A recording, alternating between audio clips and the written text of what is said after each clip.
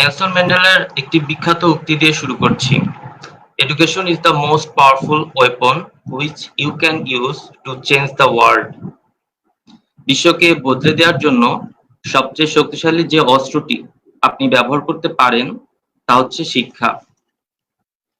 আসসালামু আলাইকুম। সাসটেক ক্যারিয়ার ক্লাবের নিয়মিত আয়োজন টেক্সটাইল আড্ডা সেশন 2 এ আপনাদের সকলকে স্বাগতম। আজকে আমরা আলোচনা করব ইউরোপে টেক্সটাইল ইঞ্জিনিয়ারদের উচ্চশিক্ষার সুযোগ ও সম্ভাবনা নিয়ে। অনুষ্ঠান শুরু করার আগেই দর্শকদের প্রতি অনুরোধ, যারা যারা আমাদের সাথে লাইভে যুক্ত হয়েছেন তারা বাংলাদেশের কোন কোন জেলা থেকে আমাদের সাথে যুক্ত হয়েছেন প্লিজ কমেন্টে টাইপ করে জানিয়ে দিবেন। তাহলে আমরা বুঝতে পারবো আমাদের অডিয়েন্সরা দেশের কোন কোন প্রান্ত থেকে আমাদের সাথে যুক্ত হয়েছেন। এ পর্যায়ে দর্শকদের সাথে আমি আজকের অতিথিদের পরিচয় করিয়ে দিচ্ছি।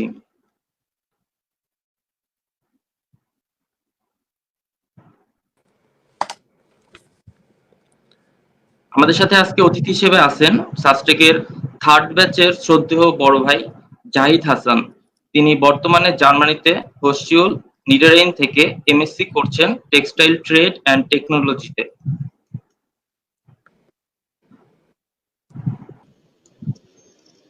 এবং আমাদের সাথে আরো আছেন অতিথি হিসেবে সাসটেক থার্ড ব্যাচের শ্রদ্ধেয় বড় ভাই মেহেদী হাসান।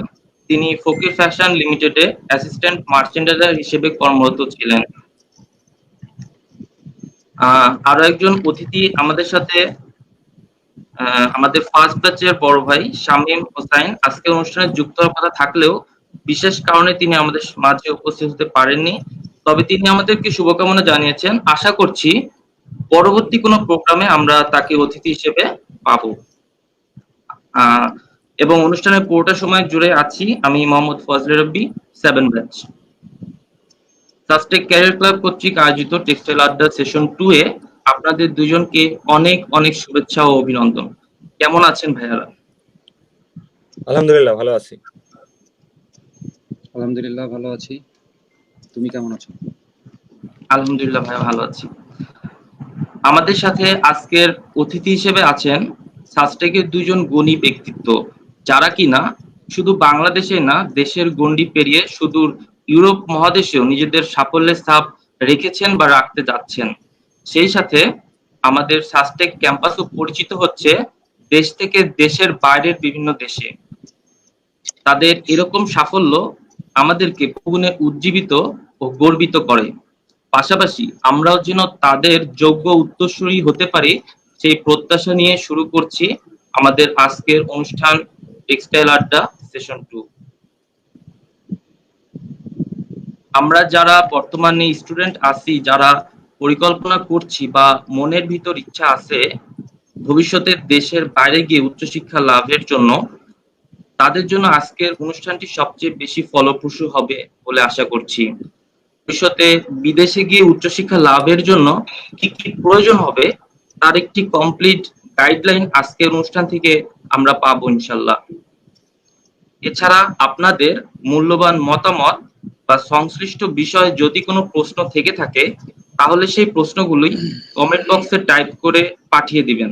আমি সেই প্রশ্নগুলি আজকের অতিথিদের কাছে রাখার চেষ্টা করব।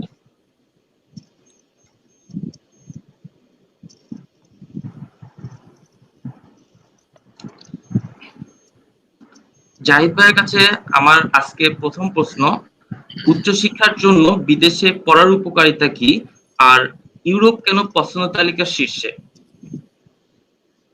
আচ্ছা, আমি সর্বপ্রথমে বলে নেই যে এখানে যারা লাইভ দেখতেছে দেখা যায় অনেক আমার সিনিয়র আছে এবং আমার জুনিয়রও আছে। তো সিনিয়র যারা আছে সেক্ষেত্রে আমার সম্বোধনটা তাদের ক্ষেত্রে আপনি, এবং যারা জুনিয়র আছে তাদের জন্য হলো গিয়ে তুমি।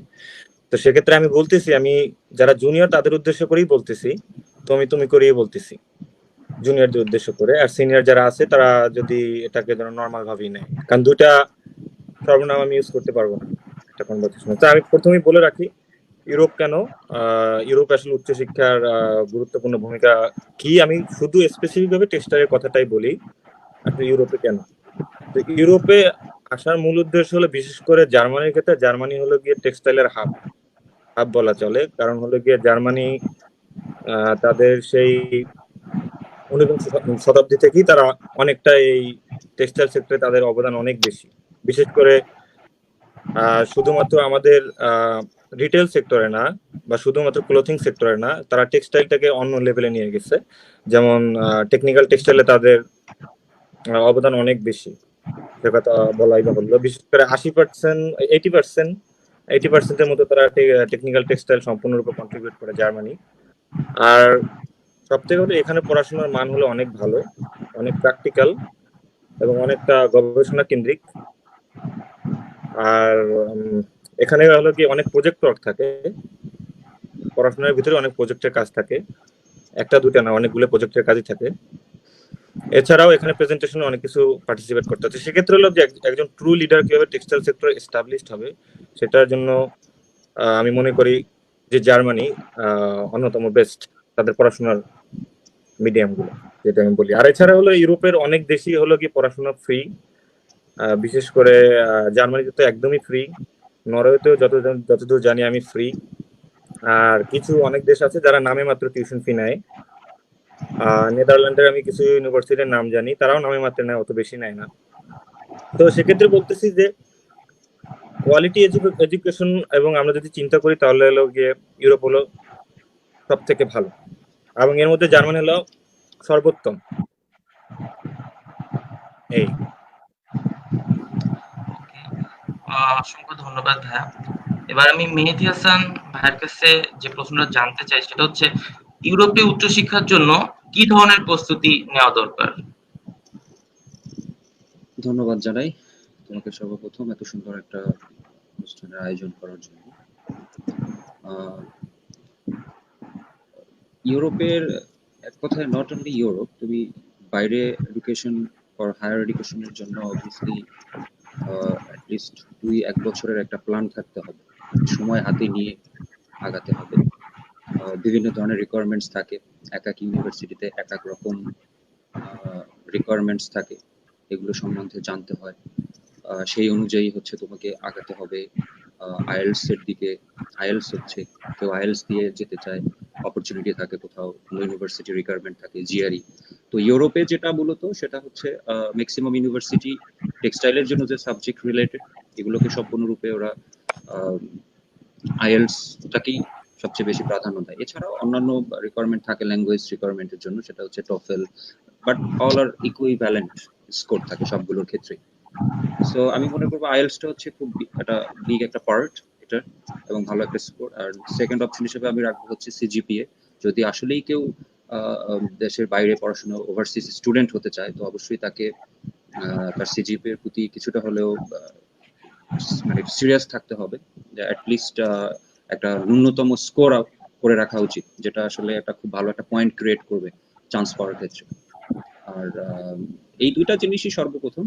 আর বাকিটা হচ্ছে একটু নিজের মতো করে গুছিয়ে নেওয়া, all documents, academic transcript, academic certificates, এগুলো নিয়ে আসলে অনেক হ্যাসেল পেতে হয়। বিকজ আমরা আসলে পড়াশোনা করার সময় আমাদের ক্রেডিট বলো বা অন্যান্য যে কোনো জিনিসই হয়, এগুলো নিয়ে আমরা খুব একটা কনসার্ন থাকি না। সো এই ব্যাপারগুলো নিয়েই শুরু থেকে একটু কনসার্ন থাকা, যে 1 বছর সময় নেওয়া হাতে আইএলটিএস এর জন্য, স্টাডি করা, কিছু ম্যাটেরিয়ালস কালেক্ট করা, এগুলো নিয়ে একটু ইউটিউব আছে, দেন হচ্ছে গুগল আছে, এখানে একটু স্টাডি করা নিজের মতো করে, কারো কাছ থেকে যদি কোনো সিনিয়র থাকে বা কোনো যে কোনো পার্টনার পাওয়া যায় যে না আইএলটিএস এর জন্য প্রিপারেশন নেওয়া, ডিফারেন্ট কাইন্ড অফ থিংস। মানে চাইলে বিভিন্ন ভাবেই প্রিপারেশনটা নেওয়া যায়, বাট এক্স্যাক্টলি এই জিনিসগুলোকে একটু গ্যাদার করে রাখা একসাথে, যাতে করে কাজটা কিছুটা একটু সহজ হয়। আমি বলবো যে টোটাল 3টা পয়েন্টের প্রতি একটু বেশি ফোকাস করা উচিত। ধন্যবাদ মেহেদী হাসান ভাই। আমাদের সাথে লাইভে এখন 22 জনের বেশি যুক্ত আছেন। তো ইতিমধ্যে অরিত্র রায় দাদা নাটক থেকে আমাদের সাথে যুক্ত হয়েছেন, নুরুন নবী সুনামগঞ্জ থেকে, মোহাম্মদ আমিনুল ইসলাম চিটাগং থেকে, মোহাম্মদ নাজমুল আলম কক্সবাজার থেকে আমাদের সাথে যুক্ত হয়েছেন। মেহেদী হাসান ভাইয়ের কাছে আমি আরো একটা কোশ্চেন জানতে চাই, সেটা হচ্ছে উচ্চশিক্ষায় রিকমেন্ডেশন লেটারের প্রয়োজনীয়তা কতটুকু? যেহেতু আমি কিছুদিন যাবত আসলে বাইরের স্টাডি বা এই কারণে খুব কাজ করতেছিলাম, এটার সাথে একটু জড়িত আছি। তো আমার বন্ধু জাহিদ, সে এটা বিষয়ে একটু ভালো বলতে পারতো। তারপরে যেহেতু আমাকে প্রশ্নটা করেছো, আমি নিজে কিছুটা দেওয়ার চেষ্টা করতেছি। আসলে আমি শুরুতেই একটা কথা বলেছিলাম যে এক এক ইউনিভার্সিটির রিকোয়ারমেন্টটা এক এক রকম, এক এক সাবজেক্টের রিকোয়ারমেন্ট এক এক রকম হয়। এখন দেখা যাচ্ছে কোন ইউনিভার্সিটিতে রিকমেন্ডেশন লেটারটা চাচ্ছে, কোন ইউনিভার্সিটিতে রিকমেন্ডেশনের থেকে মোটিভেশন লেটার, রিসার্চ প্রপোজাল এইসব জিনিসের উপরে ফোকাস করতেছে। তো আমি বলবো হ্যাঁ, রিকমেন্ডেশন লেটারটা খুব যদি কেউ পিএইচডি করার ক্ষেত্রে, যে না আমার এমএসসি করার পরে আমি পিএইচডি করব, এরকম কোনো টেন্ডেন্সি থাকে, বা থিসিস করার কোনো সাবজেক্টে যায়, নট অ্যাপ্লাইড কোনো সাবজেক্টে না যায়, যে আমি যাব, আমার টেন্ডেন্সি হচ্ছে কোনো একটা সাবজেক্ট নিয়ে আমি রিসার্চ করব, কোনো একটা টপিকসকে আমি এক্সপ্লোর করব, এইভাবে আগাম, এরকম টেন্ডেন্সি থাকলে সেক্ষেত্রে রিকমেন্ডেশন লেটারটা খুবই ভালো, খুবই কাজে দেবে। এবং সেটা ইউনিভার্সিটি স্যার হোক বা আমাদের কলেজের যারা স্যার আছেন তাদের মাধ্যমে এটা কালেক্ট করে রাখা আমি মনে করি প্রয়োজনীয়তা অবশ্যই আছে হায়ার স্টাডিজের ক্ষেত্রে। আমার জাহিদ হয়তো আরেকটু ইন ডিটেলস বলতে পারবে। ওকে,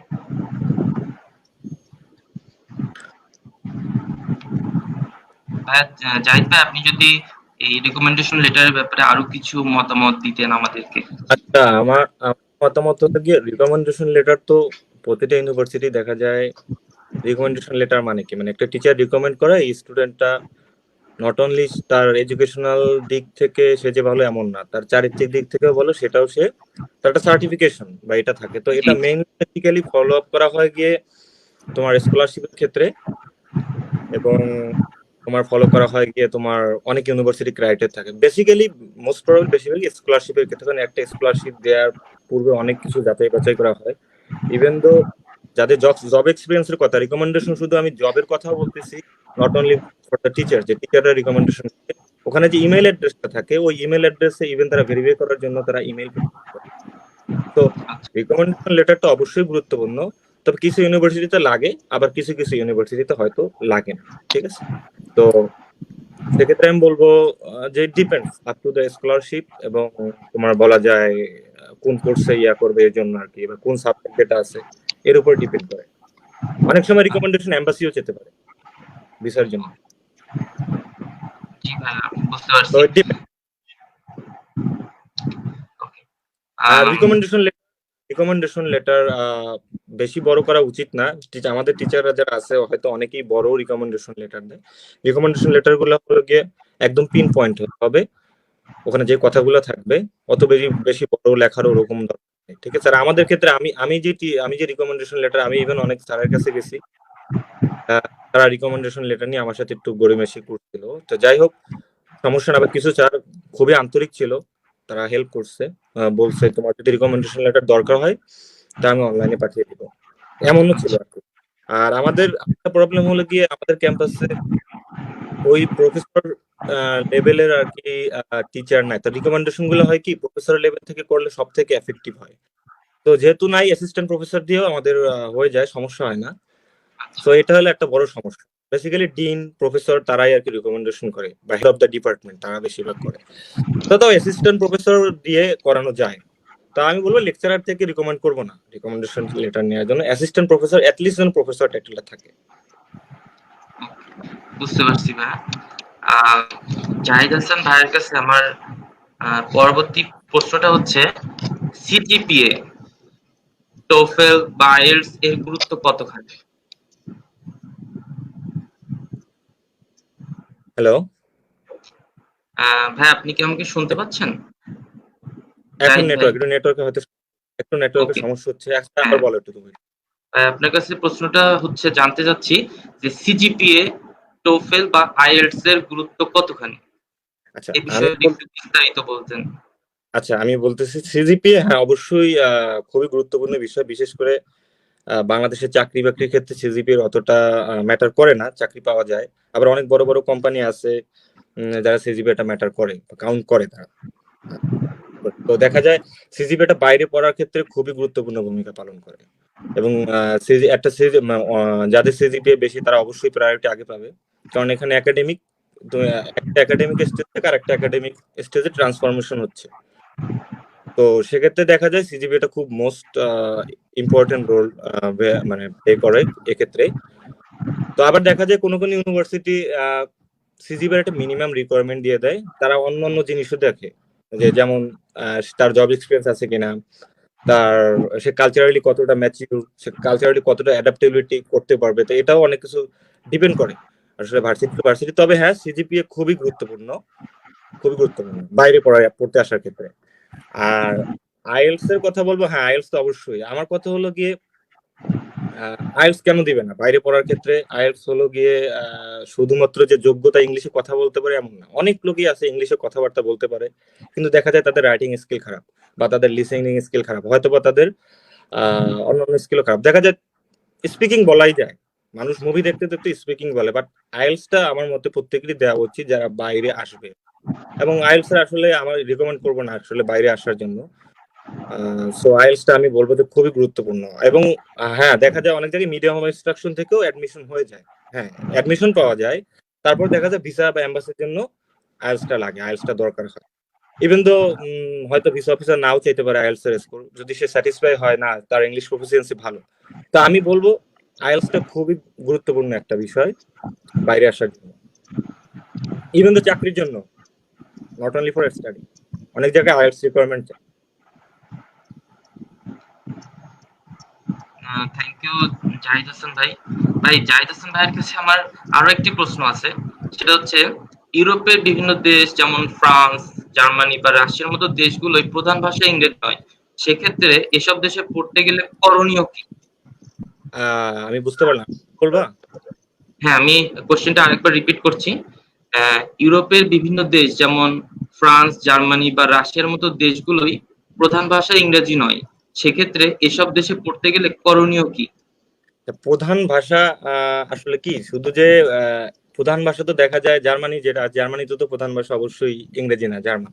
তো সেক্ষেত্রে জি। সমস্যা সমস্যা নানান দিক দিক দিয়ে হয় আমাদের, যেমন কমিউনিকেশনের প্রবলেম হয়, ইভেন তো কালচারালি মিক্সড হইতে আমাদের অনেক কিছু সমস্যা ক্রিয়েট হয়, স্বাভাবিক। তো জি।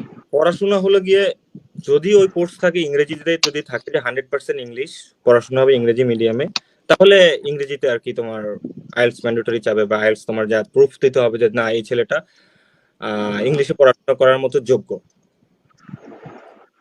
আচ্ছা। আর ফ্রান্স আর যে রাশিয়া বা আচ্ছা এটাই বললাম যে হ্যাঁ ইংলিশ যদি চাই ইংলিশে দিতে হবে। আবার অনেক ক্ষেত্রে বলা যায় যে 70% ইংলিশ, 30% জার্মান কোর্স থাকে। তো সেক্ষেত্রে জার্মানে হয়তো 2-1টা কোর্স তারা প্রিফার করে, A1 অথবা A2। আচ্ছা। তো আচ্ছা।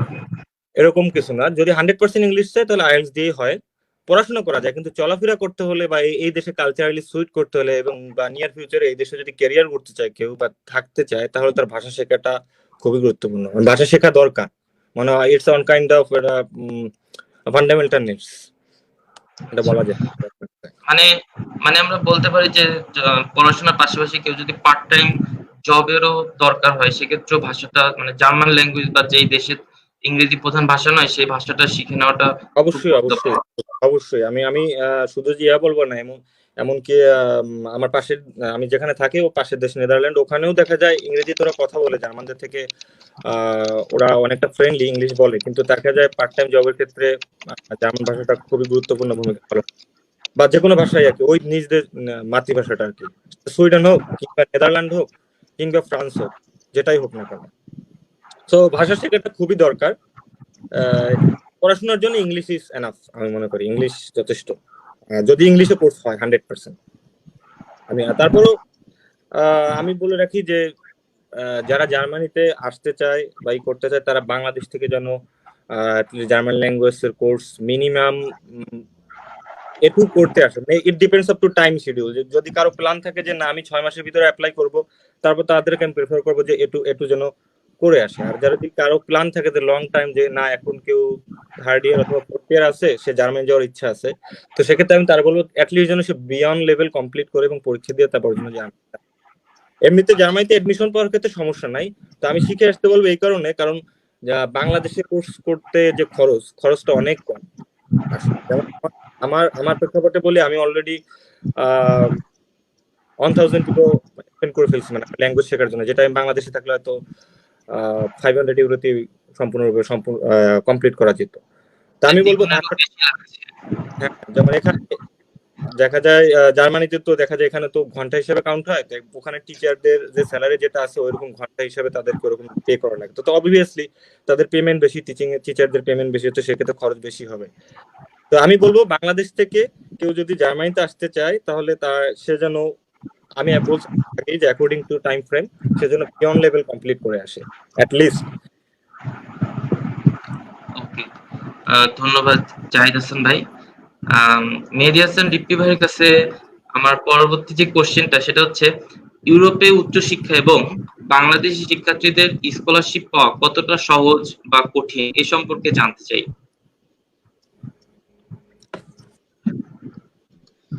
ধন্যবাদ। আসলে স্কলারশিপ পাওয়াটা তো স্বাভাবিক কোনো ব্যাপার না, এটা আমরা সবাই বুঝি। স্কলারশিপ অবভিয়াসলি সেই স্কলার হবে যার ভিতরেই সেরকম কোনো ক্যাপাবিলিটি বা অবশ্যই এলিজিবিলিটিটা থাকতে হবে। সো আমি মনে করি স্কলারশিপ যদি টেন্ডেন্সি থাকে যে না আমি স্কলারশিপ নিয়েই ইউরোপে যেতে যাব, তাহলে এটা তোমাকে কমপক্ষে হচ্ছে 3rd ইয়ার থেকে প্ল্যান করতে হবে তোমার একাডেমিক পিরিয়ড।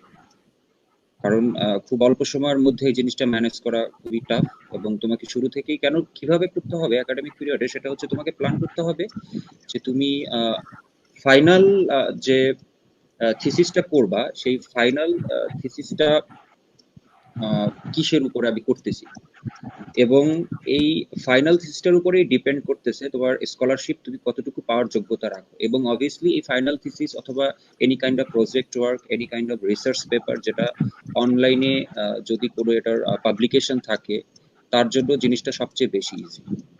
আর সিজিপিও তো অবভিয়াসলি একটা রিকোয়ারমেন্ট থাকে, এবং সেখানে 3.5 এর নিচে আসলে খুবই, যেমন জার্মানিতে সিজিপিএটা অনেক বেশি ওরা প্রিফার করে, নেদারল্যান্ডস, সুইডেন, যেমন আমি সুইডেনেও অ্যাপ্লাই করেছিলাম ইউনিভার্সিটি অফ বোরাসে। তো ইউনিভার্সিটি অফ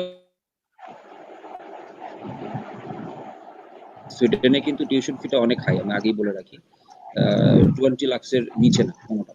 তো আমার আসলে টার্গেট ছিল যে স্কলারশিপ পেলেই আমি ওখানে যাবো, এরকম একটা টেন্ডেন্সি ছিল। তো আমি এগুলো নিয়ে যখন আসলে এক্সপ্লোর করি, তখন আসলে যেটা বুঝতে পারি যে আসলে ভুলটা আমি অনেক আগেই করে এসেছি।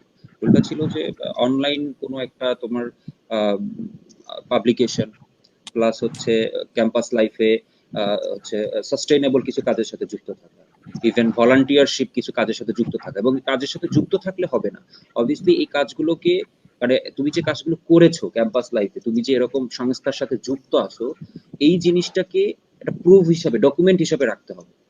ইভেন এখানে আরো একটা ইয়া ছিল, স্কলারশিপের যোগ্যতার একটা ইয়ে ছিল যে 3000 ঘন্টা একটা ওয়ার্ক এক্সপিরিয়েন্স, এবং সেটা লিডারশিপ স্কিল থাকতে হবে। সো এটা মানে এইসব ব্যাপারে তো স্কলারশিপ পাওয়ার জন্য আমি যেটা মনে করব যে ক্যাম্পাস লাইফটাকে সবচেয়ে বেশি গুরুত্ব দেওয়া উচিত। ক্যাম্পাস লাইফটাকে আমরা কিভাবে মানে কাটাচ্ছি, এটাই হচ্ছে সবচেয়ে বড় একটা ব্যাপার। ক্যাম্পাসে থাকা অবস্থায় ভলান্টিয়ারশিপ কাজের সাথে যুক্ত থাকা, যেটা হচ্ছে ইউরোপে সবচেয়ে বেশি ফোকাস করে। ওরা স্কলারশিপের শুরুতেই এটা জিজ্ঞেস করে যে একটা স্টুডেন্ট হিসেবে তুমি সামাজিক বা সোশ্যাল ওয়েলফেয়ারের জন্য কি কি করেছো। সাপোজ আমাদের দেশে কিন্তু বিভিন্ন ধরনের ভলান্টিয়ার ওয়ার্কশিপ হয়, বরিশালে বিভিন্ন ধরনের ক্লাব আছে, যেমন তুমি চাইলে, যেমন আমি ওখানে সাবমিট করেছিলাম যে ব্লাড ডোনেশনের ব্যাপারে। হ্যাঁ, আমি নর্মালি ব্লাড ডোনেট করছি, বরিশালে ছিলাম, এখনো মাঝে মাঝে সুযোগ পেলে করি। এটা আমি আমার লেটারে, যে স্কলারশিপের জন্য যে মোটিভেশন লেটার ছিল, সেখানে আমি এটা হাইলাইট করেছি। তারপরে কারণ ওই টাইপে আসলে, যেমন আমাদের ক্লাবে কিন্তু, আমাদের ক্যাম্পাসে কিন্তু অনেক ধরনের ইয়ে আছে, যেমন হচ্ছে কয়েকটা ক্লাব আছে যারা বিভিন্ন ধরনের ওয়েলফেয়ার নিয়ে কাজ করে। যেমন শীতের সময় ওরা কম্বল দেয়, বা এরকম যে কিছু কাজ টাজ করে যেগুলো ওয়েলফেয়ারের জন্য, গরিব মানুষের উপকার, প্লাস হচ্ছে ভলান্টিয়ার টাইপের যে কাজগুলো, এই কাজগুলোকে আসলে ওরা বেশি ফোকাস করতে চায়।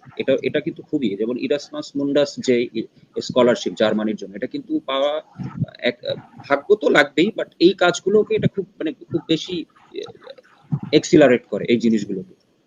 আর সিজিপি এর কথা এটা তো আসলে বলা বাহুল্য, এটা হচ্ছে একটা ম্যান্ডেটরি জিনিস স্কলারশিপের জন্য। আর আরেকটা ব্যাপার হচ্ছে যেটা যে মোটিভেশন লেটার লেখা, যেমন ক্যারিয়ার ক্লাবে আমি আরো একটা ইয়ে করব যে ক্যারিয়ার ক্লাবে সবকিছুই হয়, যেমন সিভি রাইটিং, এটা অনেকবার হয়েছে, আমি দেখেছি অনেকভাবেই, আমি প্রোগ্রামটা দেখেছি, খুবই ভালো একটা জিনিস। বাট এখন আসলে আরো হাই কোনো কিছুর দিকে আমাদের ই করা উচিত, ক্যাম্পাসে আরো অনেক ফোকাস করা উচিত, বা আরো ইন্টেনশনটা অনেক বেশি উপরের দিকে থাকা উচিত। আমরা এখন ক্যাম্পাসে থাকা অবস্থায় আমাদের যে টিচাররা আছেন তারা অনেক ভালো ভালো বিশ্ববিদ্যালয় থেকে ওখানে তারা গেছে টিচিং টিচার হিসেবে আছেন। তো আমি মনে করব তারা অবশ্যই এই জিনিসটার দিকে ফোকাস দিবে যে কিভাবে একটা স্টুডেন্ট মোটিভেশন লেটার লেখা ক্যারিয়ারের দিক থেকে, কিভাবে লিখতে হয়, কোন কোন ইনফরমেশন আসলে মূলত থাকতে হয়, প্লাস হচ্ছে আহ, একটা রিসার্চ প্রপোজাল কিভাবে করতে হয় হায়ার এডুকেশনের জন্য, যে ব্যাপারগুলো আসলে আমরা ক্যাম্পাসে থাকা অবস্থায় এগুলো নিয়ে কোনো এক্সপ্লোর করিনি। এখন হয়তো জব করতে এসে বিভিন্ন কলিগ বলো, তারপর হচ্ছে আমাদের এই ফ্রেন্ড যারা হায়ার এডুকেশনের জন্য বাইরে আছে তাদের হেল্পের মাধ্যমে, আবার নিজের কিছু সেলফ এক্সপ্লোরেশন যেটাকে বলে, এটার মাধ্যমে জানতে পারছি। কিন্তু ক্যাম্পাসে আমাদের সময় হয়তো সুযোগ ছিল না, ওরকম টিচার সংকট ছিল, আমরা ওইভাবে আসলে কেরিয়ার নিয়ে অতটা সিরিয়াস ছিলাম না, তখন হয়তো হায়ার এডুকেশনের ব্যাপারে এত কনসার্ন ছিলাম না। এখন যেহেতু এত অপরচুনিটি, আমি জুনিয়রদের অবশ্যই বলবো যে এই এই জিনিসগুলোকে সবচেয়ে বেশি ফোকাস করা উচিত। স্কলারশিপের এই যদি পাওয়া যায়, যেমন আমি কিন্তু সুইডিশ স্কলারশিপ থেকে রিজেক্ট হয়েছি, এটা ছিল SISGP scholarship, one of the best scholarship over the world. SIS হচ্ছে Swedish institute scholarship of global profession. এখানে কিন্তু যদি কেউ এই স্কলারশিপে সুইডেনে যায়, তার জন্য মানে এমন কোনো অপরচুনিটি নাই যেটা ইউরোপে সে পাবেন। খুবই ভালো একটা, আমি অ্যাপ্লাই করেছিলাম, আমার জব এক্সপিরিয়েন্স ছিল, বাট আবার যেটা ওখানে রিজেক্টের যে কারণটা ওরা ব্যাখ্যা করেছে সেটা ছিল যে আমার যে মানে লিডারশিপ কোয়ালিটিটা ছিল না আমার জবে, কারণ আমি জব করেছি অ্যাজ এ অ্যাসিস্ট্যান্ট। সো আমি একটা টিম লিড করব এরকম একটা পজিশন থেকে যদি অ্যাপ্লাই করতাম তাহলে আমার জন্য বেশি সুবিধা হতো। বাট আমি সাবজেক্টের অফার লেটারটা পেয়েছিলাম যেটা ছিল ফ্যাশন মার্কেটিং অ্যান্ড ম্যানেজমেন্ট, খুবই দারুণ একটা সাবজেক্ট ক্যারিয়ার এক্সপ্লোর করার জন্য। ইউরোপের মতো ফ্যাশন কান্ট্রিতে এরকম মানে ক্যারিয়ার এক্সপ্লোর করার জন্য খুবই ভালো। এবং আমি আমার সিনিয়র যারা আছেন, যাদের সিজিপিএ খুবই ভালো, যারা এখনো দেশের বাইরে পড়াশোনা করতে চায়, আমি তাদেরকে অবশ্যই এই জিনিসটা আমি জানিয়ে রাখতে চাই যে যারা এখন অলরেডি ম্যানেজার বা সিনিয়র ম্যানেজার, টিম লিডার হিসেবে কাজ করতেছেন বিভিন্ন বাইং হাউসে, বিভিন্ন কোম্পানিতে, তাদের জন্য এটা খুবই ভালো একটা অপরচুনিটি। আইএলটিএস এর রিকোয়ারমেন্টটা চেক করেন, ইউনিভার্সিটি অফ বোরাসের যে কোনো একটা সাবজেক্টে এমএস করতে পারেন, এবং সিজিপিএ ভালো থাকলে অবভিয়াসলি অফার লেটার পাওয়ার পরে SISGP তাদের জন্য অনেকটা সহজ হয়ে যাবে। আমি এটা সিনিয়রদের উদ্দেশ্যে বললাম, যাদের সিজি খুবই আসলে ভালো এবং যারা আসলেই ইয়ে করতে পারে। বাংলাদেশ থেকে খুব কম সংখ্যক স্টুডেন্ট আছে যারা এটা পায়। গত 2019-এ 8 জন ছিল স্কলারশিপ পেয়েছে, 2020-এ মেবি পেয়েছে 22 জনের মতো এই স্কলারশিপ বাংলাদেশ থেকে। টেক্সটাইল থেকে পায় না খুব একটা, খুব বেশি দরকার, ইকোনমিক্স থেকে ভালো আসে, ইন্ডাস্ট্রিয়াল ইঞ্জিনিয়ারিং সাবজেক্ট থেকে সবচেয়ে বেশি পায়, SISGP স্কলারশিপ পায়। মান্থলি হচ্ছে 1 লাখ টাকা দিবে, প্লাস হচ্ছে থাকা খাওয়া ওখানে কমপ্লিট ফ্রি, তাদের হেলথ ইন্স্যুরেন্স সাথে দিবে। ইভেন টোটাল চায়নাতে 4টা ইউনিভার্সিটি ভিজিট আছে, তারপরে হচ্ছে ইউরোপে আরো 3 থেকে 4টা ইউনিভার্সিটি ভিজিট আছে, যেটা সম্পূর্ণ সুইডিশ ইনস্টিটিউট স্কলারশিপ ইনস্টিটিউটের খরচে সেটা করতে পারবে। এবং যত ধরনের, আর সবচেয়ে বড় একটা ব্যাপার হচ্ছে যে এই ইউনিভার্সিটির পাশেই হচ্ছে H&M এর হেডকোয়ার্টার সুইডেন। H&M হচ্ছে সুইডিশ একটা কোম্পানি, তো যাদের হেডকোয়ার্টার হচ্ছে এই বোরাস ইউনিভার্সিটি থেকে 10 মিনিটস অ্যাওয়ে, যেটা আসলে জব করার জন্য একটা মার্চেন্ডাইজার বলো বা একটা কোম্পানির ম্যানুফ্যাকচারিং ইউনিটে যারা চাকরি করে, টেকনোলজি, তাদের জন্য খুব বড় ধরনের একটা সুযোগ এরকম একটা ইউনিভার্সিটিতে পড়তে পারলে। আমি আসলে খুব কষ্ট পাইছিলাম যখন আমি রিজেক্ট খাইছি, আসলে হচ্ছে ওখান থেকে স্কলারশিপ ছাড়া সুইডেনে যাওয়াটা অনেকটা টাফ পড়াশোনা। ইভেন আমি যখন ইন্টারভিউ ছিলাম, আমার 2টা ইন্টারভিউ হয়েছিল। একটা ইন্টারভিউতে ছিল হচ্ছে একজন পাকিস্তানি, তো উনি আমাকে ডিরেক্ট প্রশ্নই করেছিল যে if you will not get scholarship will you study here. তো আসলে আমাকে অফার লেটার পাওয়ার জন্য সামহাউ তার তালের সাথে তাল মিলাইতে হয়েছে। বাট এক পর্যায়ে উনি আমাকে একটা খুব দারুণ একটা কথা বলছে যে তোমরা বাংলাদেশিরা যে এখনো টাকা দিয়ে দেশের বাইরে পড়তে আসো, মানে ওরা একটু অবাকই হয়েছে যে সুইডেনে ওরা আসলে কেউ টাকা দিয়ে পড়তে চায় না। উনি আমাকে কথাটা একদম ডিরেক্ট বলছে যে বাংলাদেশের এখনো টাকা দিয়ে বাংলাদেশ এই সুইডেনে পড়তে আসতে চায় না, ওদের এত টাকা, এত টাকার মালিক ওরা, মানে some kind of joke. But আমার কাছে জিনিসটা অনেক রিয়েলাইজেশন হয়েছে যে আসলেই আমরা এখনই আসলে টাকা দিয়েই পড়তে যাই সুইডেনে, বা বাংলাদেশ থেকে যারাই যায় 8-10 জন হচ্ছে এই স্কলারশিপটা হোল্ড করে। তো এগুলো আসলে বলার কাহিনী হচ্ছে আমার এতটুকু যে এক্সিলারেট করতে হবে একদম পিছন থেকে, অ্যাটলিস্ট থার্ড ইয়ার থেকে প্ল্যান করতে হবে যে আমি দেশের বাইরে যাব, এর জন্য আমাকে কি কি করতে হবে, কি কি প্রয়োজন, এগুলোর দিকে বেশি ফোকাস করতে হবে, আমি মনে করি এটা। অসংখ্য ধন্যবাদ মেহেদী হাসান দীপ্তি ভাই। এবারে জাহিদ হাসান ভাইয়ের কাছে একটা খুব গুরুত্বপূর্ণ প্রশ্ন করতে চাই, যে ডার্ট স্কলারশিপ জার্মানিতে পড়তে যাওয়া শিক্ষার্থীদের জন্য খুবই আকর্ষণীয়, এই সম্পর্কে কিছু জানতে চাই। আচ্ছা, আমি যতটুকু জানি ততটুকু বলতেছি যে ডার্ট স্কলারশিপ অবশ্যই জার্মানিতে অন্যতম প্রেস্টিজিয়াস একটা স্কলারশিপ, বিশেষ করে জার্মানিতে যারা পড়তে আসে তাদের জন্য, এবং তাদেরকে ওইভাবেই ট্রিট করা হয় যে ডার্ট স্কলার। তো ডার্ট স্কলারশিপ পাওয়ার জন্য কিছু পূর্ববর্তী শর্ত হলো গিয়ে ওখানে ভাষা আমি যতদূর জানি ওখানে A2 কমপ্লিট করা লাগে, এবং মিনিমাম A2 ওখানে এডমিশন পাওয়ার ক্ষেত্রে A2 কমপ্লিট করা লাগে। তো এটা ডার্টের জন্য টেকনিক্যাল ইউনিভার্সিটি অফ ড্রেসডেন, এটা হলো ওখানেই বেশিরভাগ করে। টেকনিক্যাল টেক্সটাইলের জন্য টেকনিক্যাল ইউনিভার্সিটি অফ ড্রেসডেন, এই ইউনিভার্সিটিটা সমস্ত জার্মানির ভিতরেই সেরা। হয়তোবা RWTS আখেন, এখানে আমার পাশের শহর আখেন, এই আখেনেও হয়তো বিশাল রিসার্চ সেন্টার আছে বা ওখানেও টেক্সটাইল পড়ানো হয়তো ওইটাও কভার করে ডার্টের ভিতরে। আর ডার্ট স্কলারশিপ পাওয়া, হ্যাঁ অবশ্যই ভালো, ভালো অ্যামাউন্টে টাকা পাওয়া যায়, ফ্রি পড়াশোনা, পার্ট টাইম জব করার দরকার হবে না। তবে হ্যাঁ, ভাষা শেখা লাগবে। ওরা অ্যাটলিস্ট ওরা সায়েন্স পর্যন্ত C1 লেভেল পর্যন্ত করানোর পরে ওরা কোর্স শুরু করে, যতদূর আমি জানি ডার্ট স্কলারশিপ। আর ডার্ট স্কলারশিপ করলে ওদের অ্যালুমনাই স্ট্রং, তো সেক্ষেত্রে জার্মানিতে সেটেল হওয়ার জন্য খুবই গুরুত্বপূর্ণ একটা ভূমিকা পালন করে, এবং টিউ ড্রেসডেন থেকে পড়লে ডিরেক্টলি ওখান থেকে ওখানেই পিএইচডি করার ভালো সুযোগ আছে, ডক্টর অফ ফিলোসফি যেটা।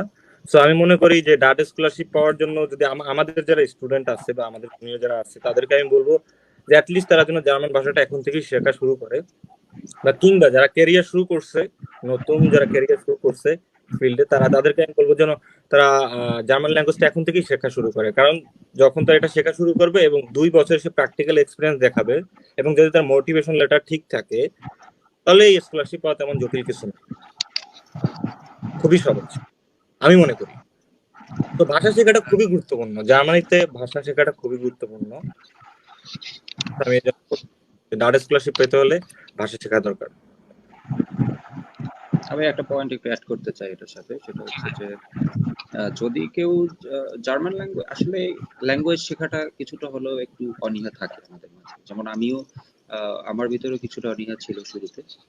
তবে যদি কেউ জার্মানি পড়াশোনা করার জন্য টার্গেট নেয়, তা আমি বলবো যে অ্যাটলিস্ট যেটা আমার বন্ধু জাহিদ বললো যে A2 বা B1 যদি কমপ্লিট করা পসিবল হয় দেশে, তাহলে তার জন্য অনেক অপরচুনিটি জার্মানিতে ওপেন হবে। কারণ যদি জার্মান ল্যাঙ্গুয়েজ জানে, আরো 3টা ইউনিভার্সিটিতে অ্যাপ্লিকেশন করা যায় হকশুল নিদারিনের বাইরে, যেমন হচ্ছে হফ হকশুল হফ, যেখানে সাস্টেইনেবল টেক্সটাইল নামে একটা সাবজেক্ট আছে, এখানে সিজি তোমার কিসের জন্য জার্মান ল্যাঙ্গুয়েজ A1, এটার পাশাপাশি হচ্ছে আইএলটিএস এর স্কোর 6.5 রিকোয়ারমেন্টস আছে।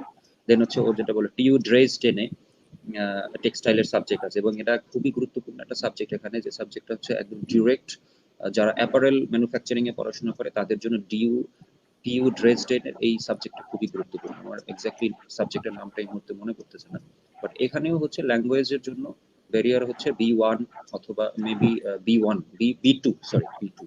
সো এটা আসলে খুবই গুরুত্বপূর্ণ। আমি আমার সাথে একজনের সাথে পরিচিত ছিল, বর্তমানে উনি BUF Virginia university of fashion টেকনোলজির অ্যাপারেল ম্যানুফ্যাকচারিং ডিপার্টমেন্টের ফ্যাকাল্টি হেড, যেটা উনি হচ্ছে টিউ ড্রেসডেন থেকে হচ্ছে এই করা পিএইচডি, এমএসসি এবং পিএইচডি করা। আমি যতটুকু জানি হচ্ছে উনি বুয়েট থেকে মেকানিক্যালে পড়াশোনা করে দেন হচ্ছে ওখানে পিএইচডি করছে টেক্সটাইল মেশিনারি সাবজেক্টের উপর।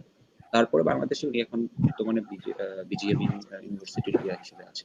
তো আমি জাস্ট এটাই বলবো যে ল্যাঙ্গুয়েজটা একটা বিগ ফ্যাক্ট ডার্ট স্কলারশিপের জন্য, যেটা আর কি বলবো। ধন্যবাদ।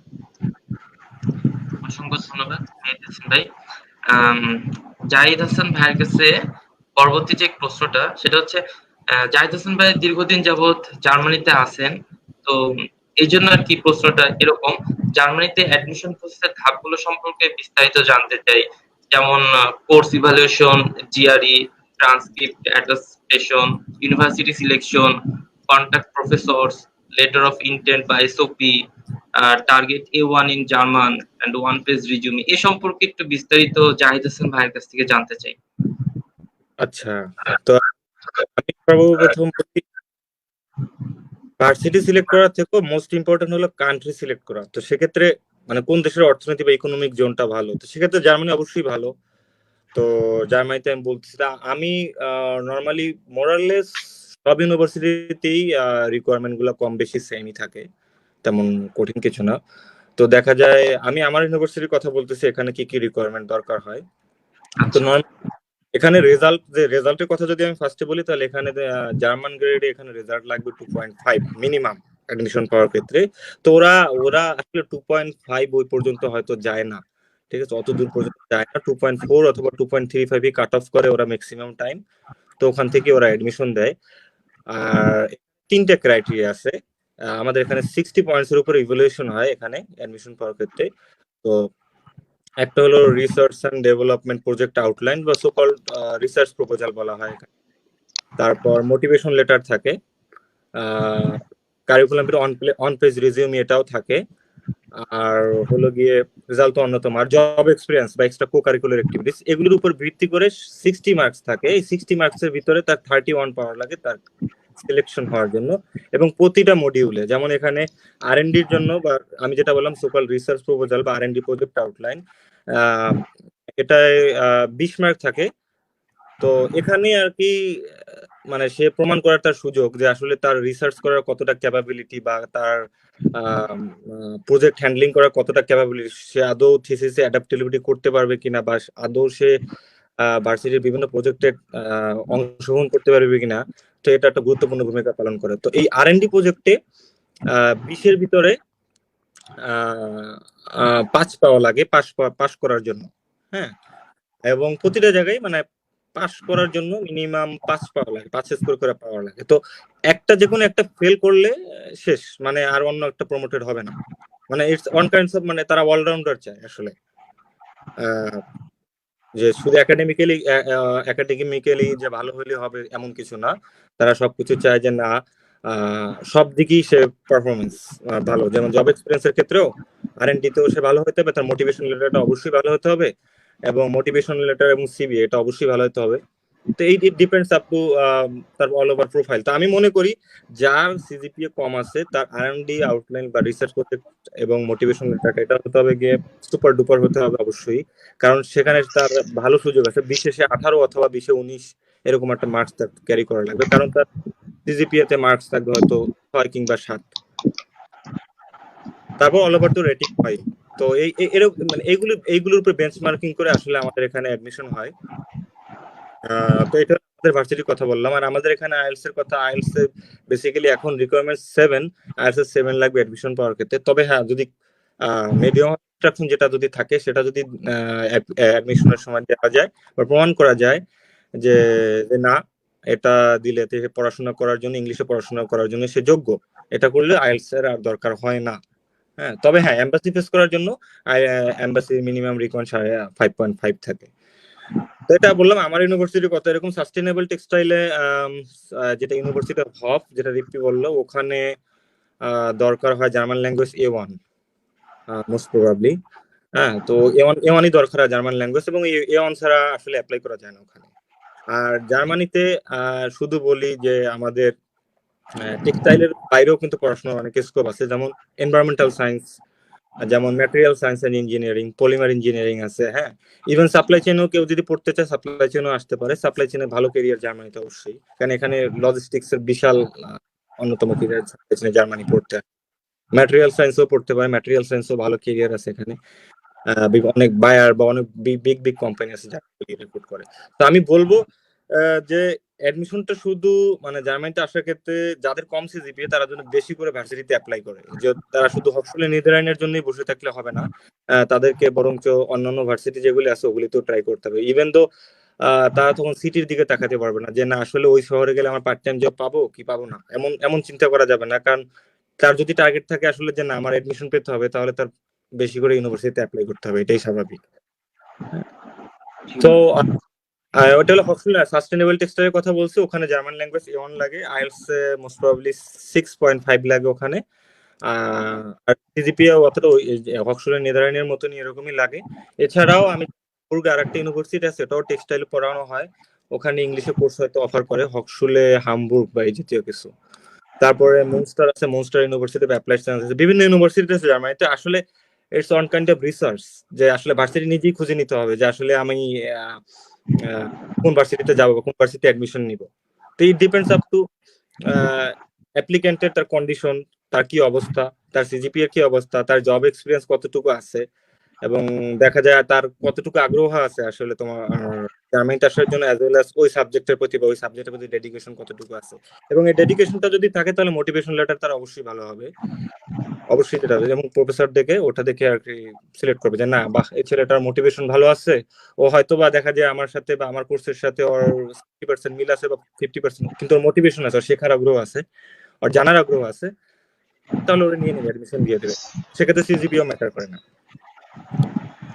এটা হলো গিয়ে আমি বললাম এই আমার হকসুলের নির্ধারণ স্টেপ আমি বললাম, সাস্টেনেবল টেক্সটাইলের কথা বললাম, টেকনিক্যাল ইউনিভার্সিটি অফ ড্রেসডেন যেটা আছে ওটার কথা আমি বলছি, ডাটা স্কলারশিপ ঘোষণার কথা বললাম। এছাড়াও Munster university of applied science আছে যেটা মুনস্টারে, ওখানে ম্যাটেরিয়াল সায়েন্স পড়া যায়, ওখানে পড়লে হয়তো আইএলটিএস 6.5 লাগে, এবং একটা কোর্স ইভ্যালুয়েশন ফর্ম দেওয়া থাকে যে আসলে তুমি কত ক্রেডিট পয়েন্ট কমপ্লিট করছো কোন সাবজেক্টে। যেমন এখানে ম্যাটেরিয়াল সায়েন্স থাকতে পারে, ফিজিক্সের উপর কতটুকু করছো, কেমিস্ট্রির উপর কতটুকু করছো, একটা টেবিল দেওয়া দেয়, এবং টেবিলটা ফিল আপ করে ওদেরকে দেয়া লাগে যে না আসলে আমার এই ব্যাকগ্রাউন্ড আছে এই মাস্টার্স কোর্স করার জন্য। যদি এটা প্রমাণ করা যায় তাহলে মোটিভেশন লেটার ভালো থাকে, তাহলে অ্যাডমিশন হয়ে যায়, তাহলে কোনো সমস্যা নেই।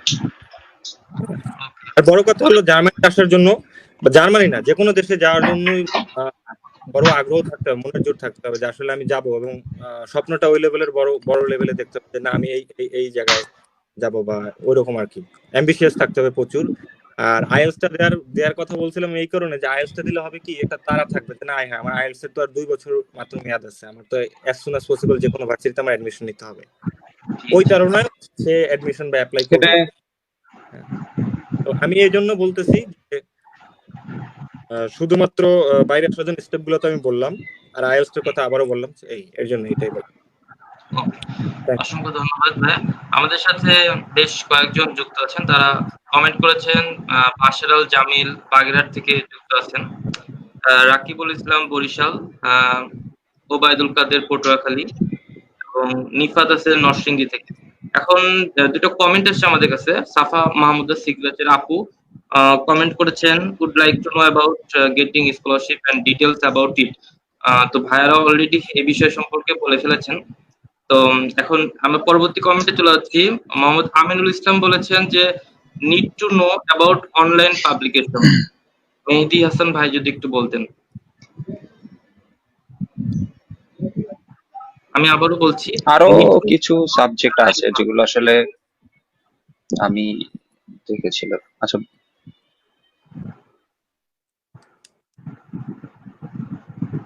আচ্ছা, আমার মনে হচ্ছে রিপ্পি কোনো ভার্সিটির নাম অ্যাড করতে চাচ্ছে, যে আসলে আসলে আমাদের জুনিয়রদের জানা উচিত যে আসলে আমাদের কোন ভার্সিটি আছে, বা আমাদের রিসার্চ করার ফলে কোন ভার্সিটি গুলো আসলে আমরা জানি যে এই ভার্সিটি গুলো সার্চে গিয়ে আমরা অ্যাপ্লাই করতে পারবে।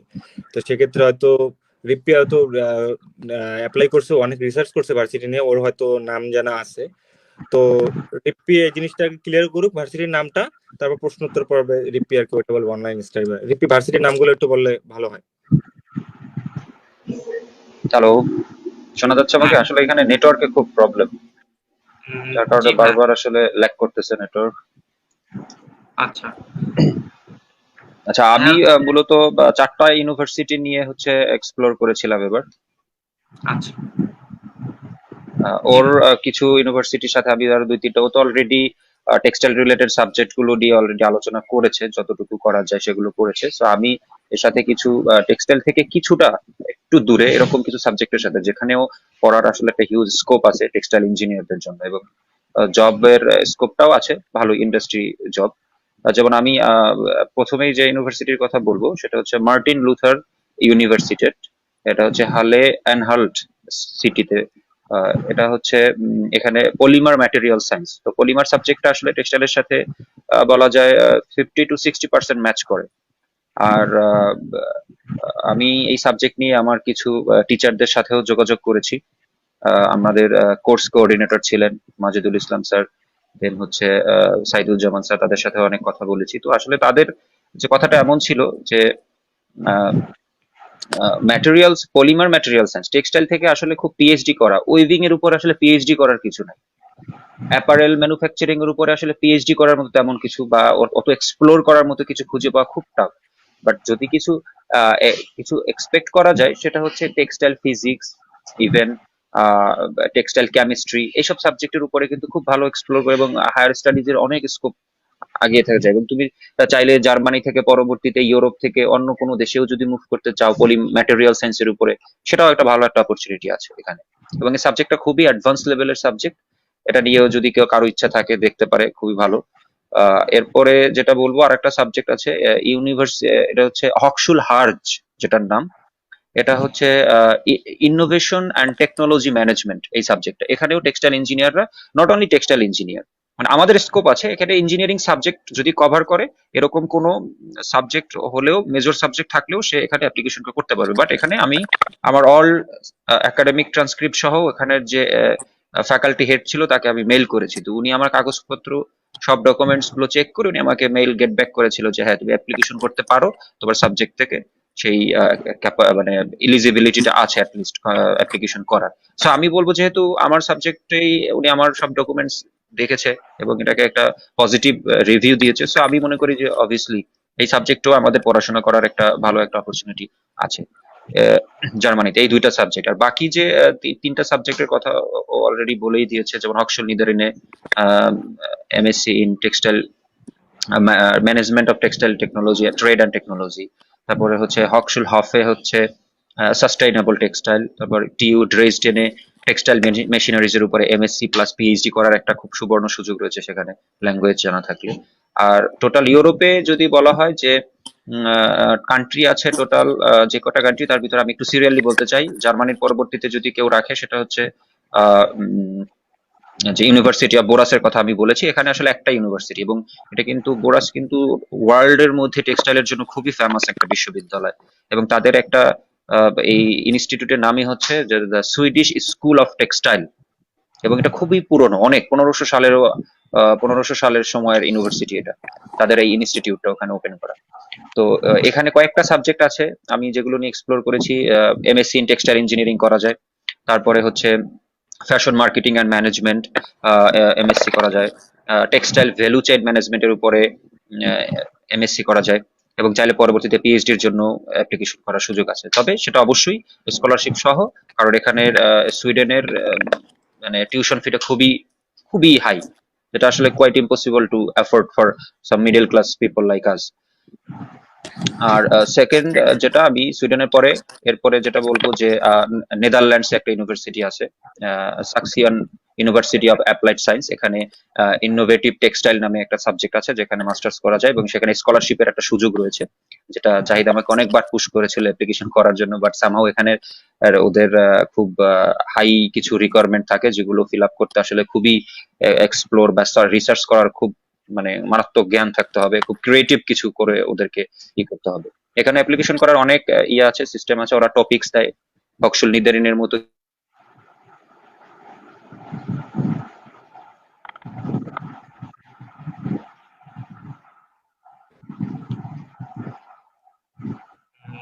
আপনি কি শুনতে পাচ্ছেন? হ্যালো, হ্যাঁ আমি শুনতে পাচ্ছি, ওকে, তোমার কথা শুনতে রিপি ভাই কানেকশনটা মনে হয় একটু ডিস্টার্ব হচ্ছে। হ্যালো জাহিদ ভাই। হ্যাঁ আমি শুনতেছি, হ্যাঁ বলো। ওকে, আমাদের কমেন্টসে কয়েকজন বেশ কিছু প্রশ্ন জানতে চেয়েছে, তো আপনি যদি একটু সংক্ষেপে বলতেন আর কি, যে অনলাইন পাবলিকেশন, আমিনুল ইসলাম জানতে চেয়েছে অনলাইন পাবলিকেশন সম্বন্ধে একটু সংক্ষেপে যদি একটু বলে দিতেন। অনলাইন পাবলিকেশন বলতে কি, পাবলিকেশন যে কোনো ভাবেই করা যায় আসলে। এই বিভিন্ন প্রজেক্ট থাকে বা টিচাররা বিভিন্ন টাস্ক দেয়, তো ওখান থেকে বিভিন্ন রিসার্চ করা লাগে বিভিন্ন ধরনের বিভিন্ন টাইপের। তো ওটা আসলে কারো মাধ্যমে বা কোনো টিচারের সহায়তায় বা কোনো সাথে থাকলে যে কোনো কিছু যদি কোনো জার্নালে পাবলিশ করা যায়, এটা অনলাইন পাবলিকেশন ওইভাবে করানো যায়। আর আমাদের এখন যদি জিজ্ঞাসা করে যে না আমাদের ক্যাম্পাস থেকে আসলে পাবলিকেশন করা যাবে কি না, যদি কেউ জিজ্ঞাসা করে আমার কাছে যে না পাবলিকেশন করা যায়, সেক্ষেত্রে টিচারদের it depends up to the faculty মেম্বাররা আসলে কতটা সহায়ক এবং কতটা আন্তরিক সে আমাদের আমরা রিসেন্টলি আমাদের ক্যাম্পাসে রিসেন্টলি বেশ কয়েকটা রিসার্চ প্রজেক্ট চলমান আছে এবং সেগুলো পাবলিকেশনে যাবে ইনশাআল্লাহ। হ্যাঁ, পাবলিকেশন শুধু যে এখান থেকেই করা যায় এমন না, পাবলিকেশন নানান জায়গা থেকে একাডেমিক্যালিও করা যায় বা প্রফেশনাল লাইফ থেকেও করা যায়। যেমন কেউ আসে বা যে কোনো ডাইং এর কাজ করলে ওখানে যদি তার মাথায় কোনো টপিক থাকে এবং ওখানে দেখা যায় যে কোনো সুপারভাইজার বা কেউ যদি জিএম থাকে তা সেও যদি আন্তরিক থাকে ওখান থেকেও যে কোনো ভাবেই পাবলিকেশন করা যায়। তো সমস্ত কিছু ডিপেন্ড করে আসলে আন্তরিকতার উপরে। আর হলো গিয়ে হ্যাঁ, আমি আসার আগে নয়ন স্যারের সাথে কথা বলছিলাম। নয়ন স্যার অনেক আন্তরিক আমাদের ক্যাম্পাসের এইসব কাজ করার জন্য। হ্যাঁ, অ্যাসিস্ট্যান্ট প্রফেসর নয়ন স্যার অনেক আন্তরিক, উনি অনেক কিছু করতে চায় আসলে। তো উনি রিসোর্সটা পাচ্ছে না বা ওরকম সাপোর্ট হয়তো মাঝে মাঝে পাচ্ছে অথবা পাচ্ছে না, আমি জানি না এখন বর্তমান অবস্থা, বাট উনি কাজ করার অনেক আন্তরিকতা ছিল। এই পাবলিকেশন বা ছেলেপেলেরা যাতে রিসার্চের সাথে সংযুক্ত হয়, আমাদের ক্যাম্পাসের জন্য বিভিন্ন প্রজেক্ট ওয়ার্ক আসে বা বিভিন্ন রিসার্চের কাজ করে, এটা নিয়ে ভালো আন্তরিক ছিল আমাদের ক্যাম্পাসে। যাক, ভালো, আমার কাছে ভালো লাগছে শুনে যে না আমাদের ক্যাম্পাসে রিসার্চের কাজ হচ্ছে। যাক, শুরু হয়েছে আর কি, এটা অনগোয়িং আরো ভালো হবে। আরেকজন কমেন্টসে জানতে চাইছেন রাইসুল ইসলাম আকাশ ভাই 6 ব্যাচের, যে বিএসসি কমপ্লিটের কতদিন পর অ্যাপ্লাই করা যায় মানে উচ্চশিক্ষার জন্য? আমি আমার ভার্সিটির কথা বলি, যেমন বেসিক্যালি ইন্টার্নশিপের এক্সপিরিয়েন্স দিয়েও অ্যাপ্লাই করা যায় আমার এখানে, বাট আমি প্রিফার করব যেন কেউ জব এক্সপিরিয়েন্স অ্যাটলিস্ট 1 থেকে 1.5 বছর নিয়ে এসে তারপর সেজন্য অ্যাপ্লাই করে, আমার সাজেশন থাকবে, কারণ আদারওয়াইজ ভ্যালু পাবে না অতটা। মানে আমি জানি এখানে অনেকেই আছে, কয়েকজনকে আমি চিনি জার্মানিতে যারা আসছে, তাদের কোনো জব এক্সপিরিয়েন্স নাই, তারা শুধু আসছে। তো সেক্ষেত্রে দেখা যায় এখানে আসার পরে ফার্স্ট অফ অল আগে যে আমার জার্মান কালচারটা বুঝতে হবে, জার্মান কালচারটা কেমন এটা আমাকে বুঝতে হবে। আমার বাংলাদেশে আমি যত বড়ই থাকি, আমি যত বড়ই ম্যানেজার হই বা কিংবা জিএম হই, যাই যতটুকু আমার টেকনিক্যাল এক্সপিরিয়েন্স থাকে, আমার আগে কালচারটা বুঝতে হবে, ওদের অফিসিয়াল এনভায়রনমেন্টটা বুঝতে হবে, ওরা কিভাবে কাজ করে এটা বুঝতে হবে। তো সেক্ষেত্রে আমার একটা ইন্টার্নশিপের দরকার। তো ইন্টার্নশিপে বেসিক্যালি হয় কি, যাদের previous at least apparel industry related experience থাকে তারা সেক্ষেত্রে প্রায়োরিটি পায়। আর একে তো আমাদের তো ভাষাগত সমস্যা আছেই, এর কারণে অনেক ক্ষেত্রে আমরা অনেকটা পিছিয়ে। তো সেক্ষেত্রে দেখা যায় আমার মতে হলো গিয়ে অ্যাটলিস্ট 1 থেকে 1.5 বছর এক্সপিরিয়েন্স নিয়ে আসাটা আমি প্রেফার করি জার্মানিতে আসার জন্য আর কি। আর কেউ যদি চায় সে ইন্টার্নশিপের এক্সপিরিয়েন্স দেখেও সে অ্যাটলিস্ট মানে সে অ্যাপ্লাই করতে পারবে, কোনো সমস্যা নেই। ওকে, হ্যাঁ হচ্ছে রাইসুল ইসলাম আকাশ ভাই আরো একটা কোশ্চেন জানতে চাইছে যে আইএলটিএস বা আইএলটিএস কমপ্লিট করতে কত সময় লাগতে পারে? আমার ক্ষেত্রে বেশি সময় লাগে না, আমার ক্ষেত্রে হয়তো আমার ক্ষেত্রে 1 থেকে 1.5 মাস কিংবা 2 মাস, সর্বোচ্চ 2 মাসের মতো লাগছে আর কি। আমি ঢাকা 1 মাস, 2 মাসের মতো আমার লাগছে। আর বেসিক্যালি আইএলটিএস কোচিং করার দরকার হয় না, আইএলটিএস এর অনেক ইউটিউবে অনেক টিপস এন্ড ট্রিক্স থাকে।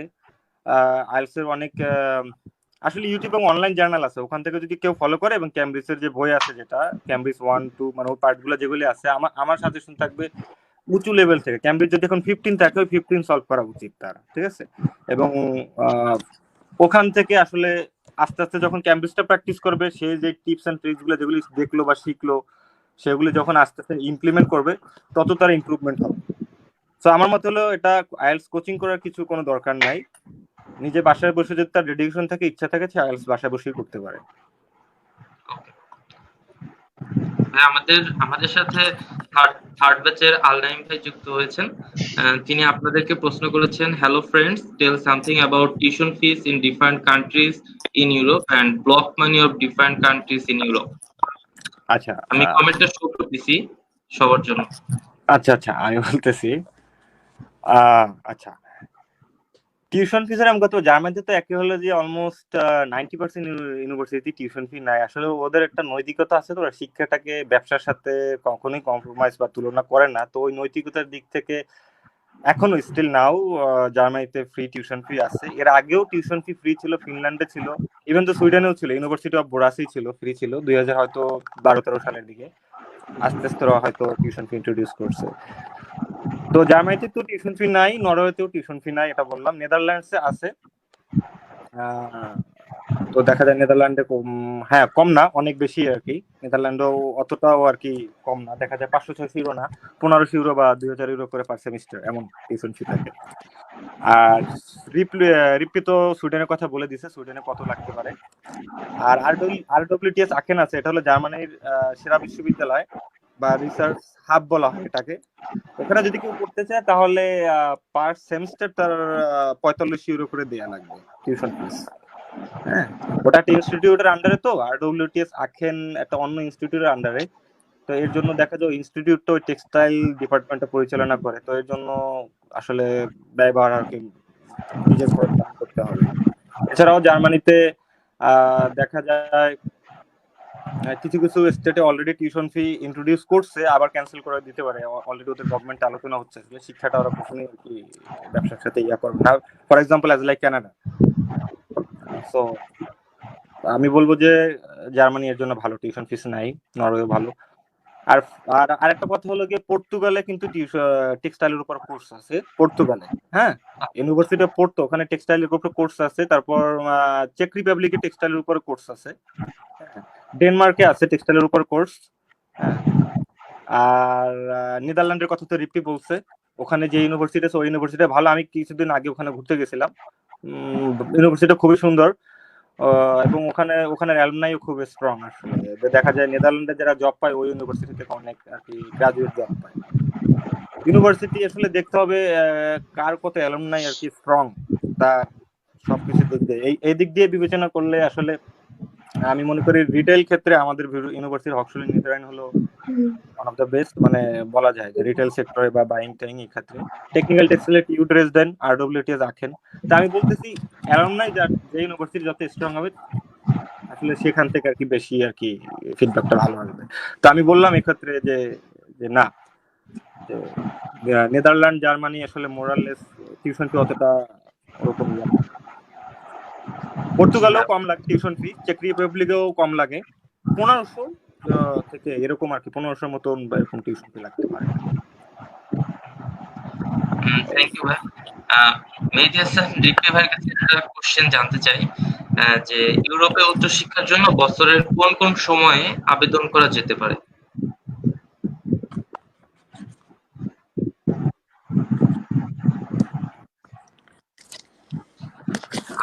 রিপ্পি ভাইয়ের কানেকশনটা আনফরচুনেটলি লস হয়ে গেছে। জাহিদ ভাই আপনি যদি একটু বলতেন।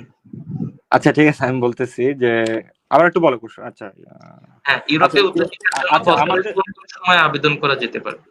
এটা মানে এটা হয় কি আসলে তোমার ডিপেন্ড করে উইন্টার সেমিস্টার সামার সেমিস্টার আচ্ছা হক্সলি নেদারল্যান্ডে যেটা থাকে। তো 2 সেমিস্টার অ্যাপ্লাই করে দেবে। কোনো কোনো ইউনিভার্সিটি শুধু উইন্টার সেমিস্টার নেয়, তারা সামার কোনো লোক নেয় না, বা তারা কোনো ক্যান্ডিডেট তারা মানে অ্যাপ্লিকেন্ট তারা কোনো রিক্রুট করে না, মানে ইয়া করে না তোমার অ্যাপ্লিকেন্ট চায় না তারা। তো দেখা যায় আমাদের এখানে দুইটা, আর দেখা যায় অনেক জায়গা আবার একটাই আছে, যেমন মুনস্টার ইউনিভার্সিটি যে কথাটা বলছে ওখানে শুধু উইন্টার সেমিস্টারে তারা শুধু কোর্স অফার করে, এছাড়া তারা কোর্স অফার করে না। তো সেক্ষেত্রে আমি বলবো যে না মোরালেস বলবো যে দুইটা সেগমেন্টে ভাগ করলেই আর কি উইন্টার আর সামার এই দুই ভাগই মূলত অ্যাপ্লাই করা যায় জার্মানিতে। ওকে, ধন্যবাদ ভাই। আপনি তো দীর্ঘদিন যাবত জার্মানিতে আছেন, তো একটা কোশ্চেন আপনার কাছে খুব কৌতূহলবশত জানতে চাই যে জার্মানিতে জীবনযাত্রা, পড়াশোনার খরচ, বাসস্থান, চিকিৎসা, আইন কানুন এগুলো সম্পর্কে সংক্ষেপে যদি আমাদেরকে একটু বলতেন। আচ্ছা আমি বলতেছি যে জার্মানি, আগে বলি এখানে কালচারটা বা এখানে সব দিক দিয়ে যদি বলছেন, এরা খুব পাংচুয়াল। এরা জার্মান জাতিগত এরা খুব পাংচুয়াল। অ্যাজ লাইক তাদের ট্রেনের মতনই, ট্রেনও এখানে লেট করে না কখনো। 1 মিনিট দেখা যায় ওই 3-এ যদি আসে 3-ই আসবে, তারা কখনো ওটা লেট হয় না। যদি হয় তাহলে সেক্ষেত্রে তাও তারা জানাই দেয়। কখনো মানে নিজেদের গাফলতিতে কখনো কোনো কাজ করে না, খুবই পাংচুয়াল। ইভেন দো এরা এতটা পাংচুয়াল, ইভেন আমার এখনো মনে পড়ে যে আমার প্রজেক্ট ওয়ার্ক যখন ছিল ভার্সিটিতে, তো ওখানে আর কি আমার টিচার এসে আর কি হয়তো 5 মিনিট পরে আসছে, তো উনি আসার পর কাইন্ড অফ আমাদের কাছে এমন ভাবে সরি বললো বা এমন ভাবে ইয়া বললো, যা কিছুটা আমি আর কি দেখে আর কি যে না আসলে টিচার এতটা পাংচুয়াল তারা। আর বাসস্থান বলতে এখানে it depends up to city. যেমন জার্মানিতে এমন জায়গা আছে যেখানে 150 ইউরোতে বা 150 ইউরোতে বাসস্থান লিভিং এক্সপেন্স কভার করা যাবে, বাসস্থানের খরচ। আবার যেমন ডুসেলডর্ফে কেউ যদি বাসা নেয় তাহলে 400 ইউরো, বার্লিনে নিলে তার 500 ইউরো, হামবুর্গে আচ্ছা। অনেক কস্টলি।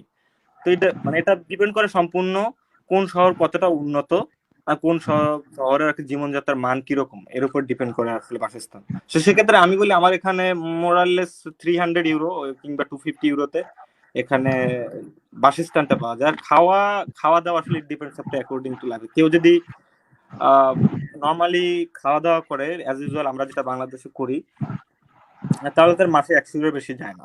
ভিআইপি লেভেলের খাওয়া দাওয়া হয় আর কি, সবকিছু মিলে। আর ইন্স্যুরেন্স এখানে স্বাস্থ্য বিমা মেনটেন করা লাগে, তো সেক্ষেত্রে হেলথ ইন্স্যুরেন্সে 108 ইউরো করে আমাদের কন্ট্রিবিউট করা লাগে প্রতি মাসে। তো আমি মনে করি যে আমাদের এখানে 500 ইউরোতে এখানে আর কি খরচ সম্পূর্ণরূপে, এবং খরচটা টিউশন ফি দিয়ে পার্ট টাইম জব করে আর কি খুব ভালোভাবে ম্যানেজ করে। আরো অনেক থাকে আর কি হাতে আর কি, ওটা থেকে সে হয়তো সেভ করে সে ল্যাঙ্গুয়েজ শিখতে পারে বা কিংবা সে অন্য কোনো কোর্স করতে পারে। হ্যাঁ, তো আমি আমি আমি আর একটা কথা বলি, আর হলো যে চিকিৎসা সেবার কথা বলি, যে এই যে কোভিড-19 যে এত বড় একটা প্রকোপ গেছে, তো জার্মানিতে মানে স্বাস্থ্য ব্যাপারটা এতটা উন্নত যা অনেক মানে বলার বাইরে আর কি। এদের আইসিইউ, প্রচুর আইসিইউ থেকে শুরু করে, এবং এদের স্পেশালিস্ট এবং ট্রিটমেন্ট ফ্যাসিলিটিস, বিশেষ করে বিভিন্ন ধরনের সার্ভিস। যেমন আমি যদি এখন ফোন দিই, আমি সমস্যা আমার এখন, তাহলে 3 মিনিট অথবা 4 মিনিটের ভিতরে একটা অ্যাম্বুলেন্স আমি নিয়ে যাবে। হ্যাঁ, তো এখানে আর আমাদের চিকিৎসা ফ্রি। যদি আমার যদি এখন কোনো মেজর কোনো প্রবলেম হয়, ফর এক্সাম্পল যে না আমার হার্টে যে কোনো কিছু মেজর কোনো প্রবলেম যদি হয় আমার কোনো কিছু, তো যত খরচ হবে সবকিছু আমার ইন্স্যুরেন্স বহন করবে, আমার কোনো খরচ নাই। যদি 20 লাখ টাকাও যায়, 20 লাখ টাকা ইন্স্যুরেন্স বহন করবে, আমার কোনো খরচ নেই। তো জার্মানি হেলথ ইন্স্যুরেন্সের দিক দিয়ে আসলে আমি বলবো স্বাস্থ্য সেবার দিক থেকে হলো জার্মানি। আর লিভিং স্টাইল, লাইফস্টাইলটা আমি বলতেছি ওরকম ছবিতে যে দেখা যায় না, ছবির মতনই আসলে। খুব সুন্দর দেশ, মানুষজন খুব সুন্দর, ভালো ব্যবহার করবে। যদি জার্মান বলে কেউ, তার অ্যাপ্রোচটা ফার্স্টে জার্মান হতে হবে। কেমন আছো বা যে কোনো অ্যাপ্রোচটা ফার্স্টে আসছে জার্মান করলে, হ্যাঁ তারপর হয়তো কিছুটা ফ্লেক্সিবিলিটি দেয়, ইংলিশ জানলে তাহলে ইংলিশ বলে। হ্যাঁ, তো দেখা যায় জার্মানটা সহজে ইংলিশ বলতে চায় না, ওরা জার্মানটা প্রিফার করে বেশি। তো সেক্ষেত্রে যদি কেউ বলতে পারে, তাহলে সেক্ষেত্রেও একটা অ্যাডভান্টেজ পাওয়া যায়। তো আমি এটাই বলবো যে সবকিছু ভালো এখানে স্টুডেন্টদের জন্য। আমি বলবো যে অন্যান্য দেশ যেগুলি আছে, যেমন নেদারল্যান্ডের কথাও যদি বলি বা ক্যানাডার কথাও বলি, বা যে কোনো, আমি অল ওভার দিক থেকে যদি বিবেচনা করি, জার্মানিতে একটাই সমস্যা, সেটা হলো ভাষাগত সমস্যা। হ্যাঁ, যদি ভাষাগত সমস্যা না হইতো তাহলে জার্মানি হতো গিয়ে মানুষ তাহলে অন্যান্য দেশে আর কি যাওয়ার প্রেক্ষাপট থাকতো না। এই বিশেষ করে টেক্সটাইল গ্রাজুয়েট যদি কেউ চিন্তা ভাবনা করতো যে আমার জব ফিউচার কি হবে, আমি ফিউচার কোথায় যাব, তো ওই দিক কেউ যদি বিবেচনা করে, তাহলে আমি মনে করি যে না, আসলে জার্মানি ইজ বেস্ট। আর দুইটা ইউনিভার্সিটির নাম, স্পেনে কিছু ইউনিভার্সিটি আছে, ওখানেও টেক্সটাইলে পড়াশোনা করা যায়। ইভেন ইতালিতেও আছে ইউনিভার্সিটি আছে। তো ইউরোপে আমি বলছি যে প্রতিটা দেশই কম বেশি টেক্সটাইল ইউনিভার্সিটি আছে বা টেক্সটাইল ইনস্টিটিউট আছে, ওখানে পড়াশোনা করা যায়। তো সেক্ষেত্রে আমি বলবো যে এটা ভালো আসলে, যে জার্মানির কথা আমি বললাম, খরচ, বাসস্থান, সবকিছুই ভালো।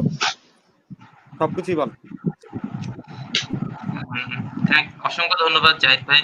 জাহিদ ভাই, আপনার কাছে আরো একটা কোশ্চেন যেটা জানতে চাই, সেটা হচ্ছে ইউরোপ বা জার্মানিতে উচ্চশিক্ষা শেষ হওয়ার পর চাকরির বা ক্যারিয়ারের সুযোগ কেমন, আর পার্মানেন্ট রেসিডেন্ট হওয়ার সুযোগ আছে কিনা? আচ্ছা, আমি একটা কথা বলি, এখানে আমার জানা মতে বাংলাদেশি অনেক আছে যারা বায়ার বর্তমানে আর কি, যারা হুগো বস, আদিদাস, তারা বায়ার, সিনিয়র বায়ার আর কি। আমাদের এখান থেকে পাশ করে তারা বায়ার হয়েছে। এখন দেখা যায় কি ভাষা ছাড়া কি জব হবে না?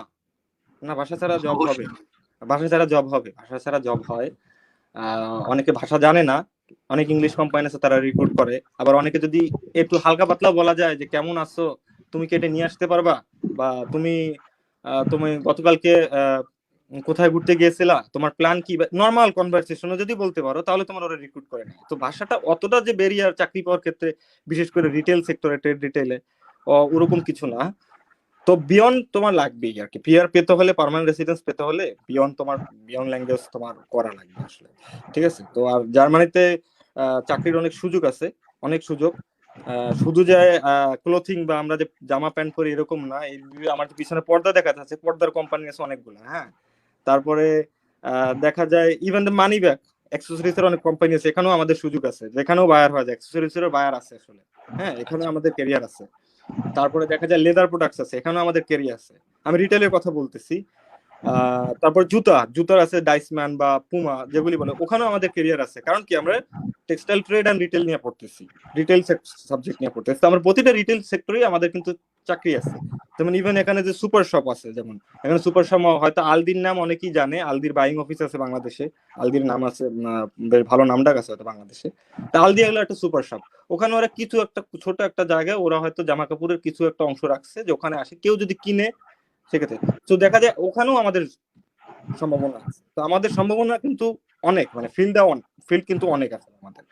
তো আমি বলবো যে জার্মানিতে ফিউচার ভালো আছে। ইভেন তো আমাদের বড় ভাই যারা আছে ক্যাম্পাসের, আমি জানি কিনা জানি, তাদের যদি ওরকম দক্ষতা থাকে এবং তাদের যদি ওরকম নেটওয়ার্কিং স্কিল থাকে, তাহলে হয়তো, বা ওরকম নেটওয়ার্কিং স্কিল দ্যাট মিনস হলো সম্পর্ক স্থাপন করতে পারে কারোর সাথে, সেক্ষেত্রে প্রফেশনাল নেটওয়ার্ক যেটা কথা বলছি, তাহলে জার্মানিতে সে ডিরেক্টলি জব নিয়ে আসতে পারবে বাংলাদেশ থেকে।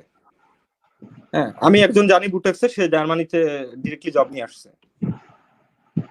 সে ডিরেক্টলি জার্মানিতে জব নিয়ে আসছে। তো সেক্ষেত্রে হলো জার্মানিতে সম্ভাবনা আছে, অনেক সম্ভাবনা, চাকরি পাওয়া যাবে, অ্যাপ্লাইও করতে হবে, চেষ্টা থাকতে হবে, অনেক অ্যাপ্লাই করতে হবে।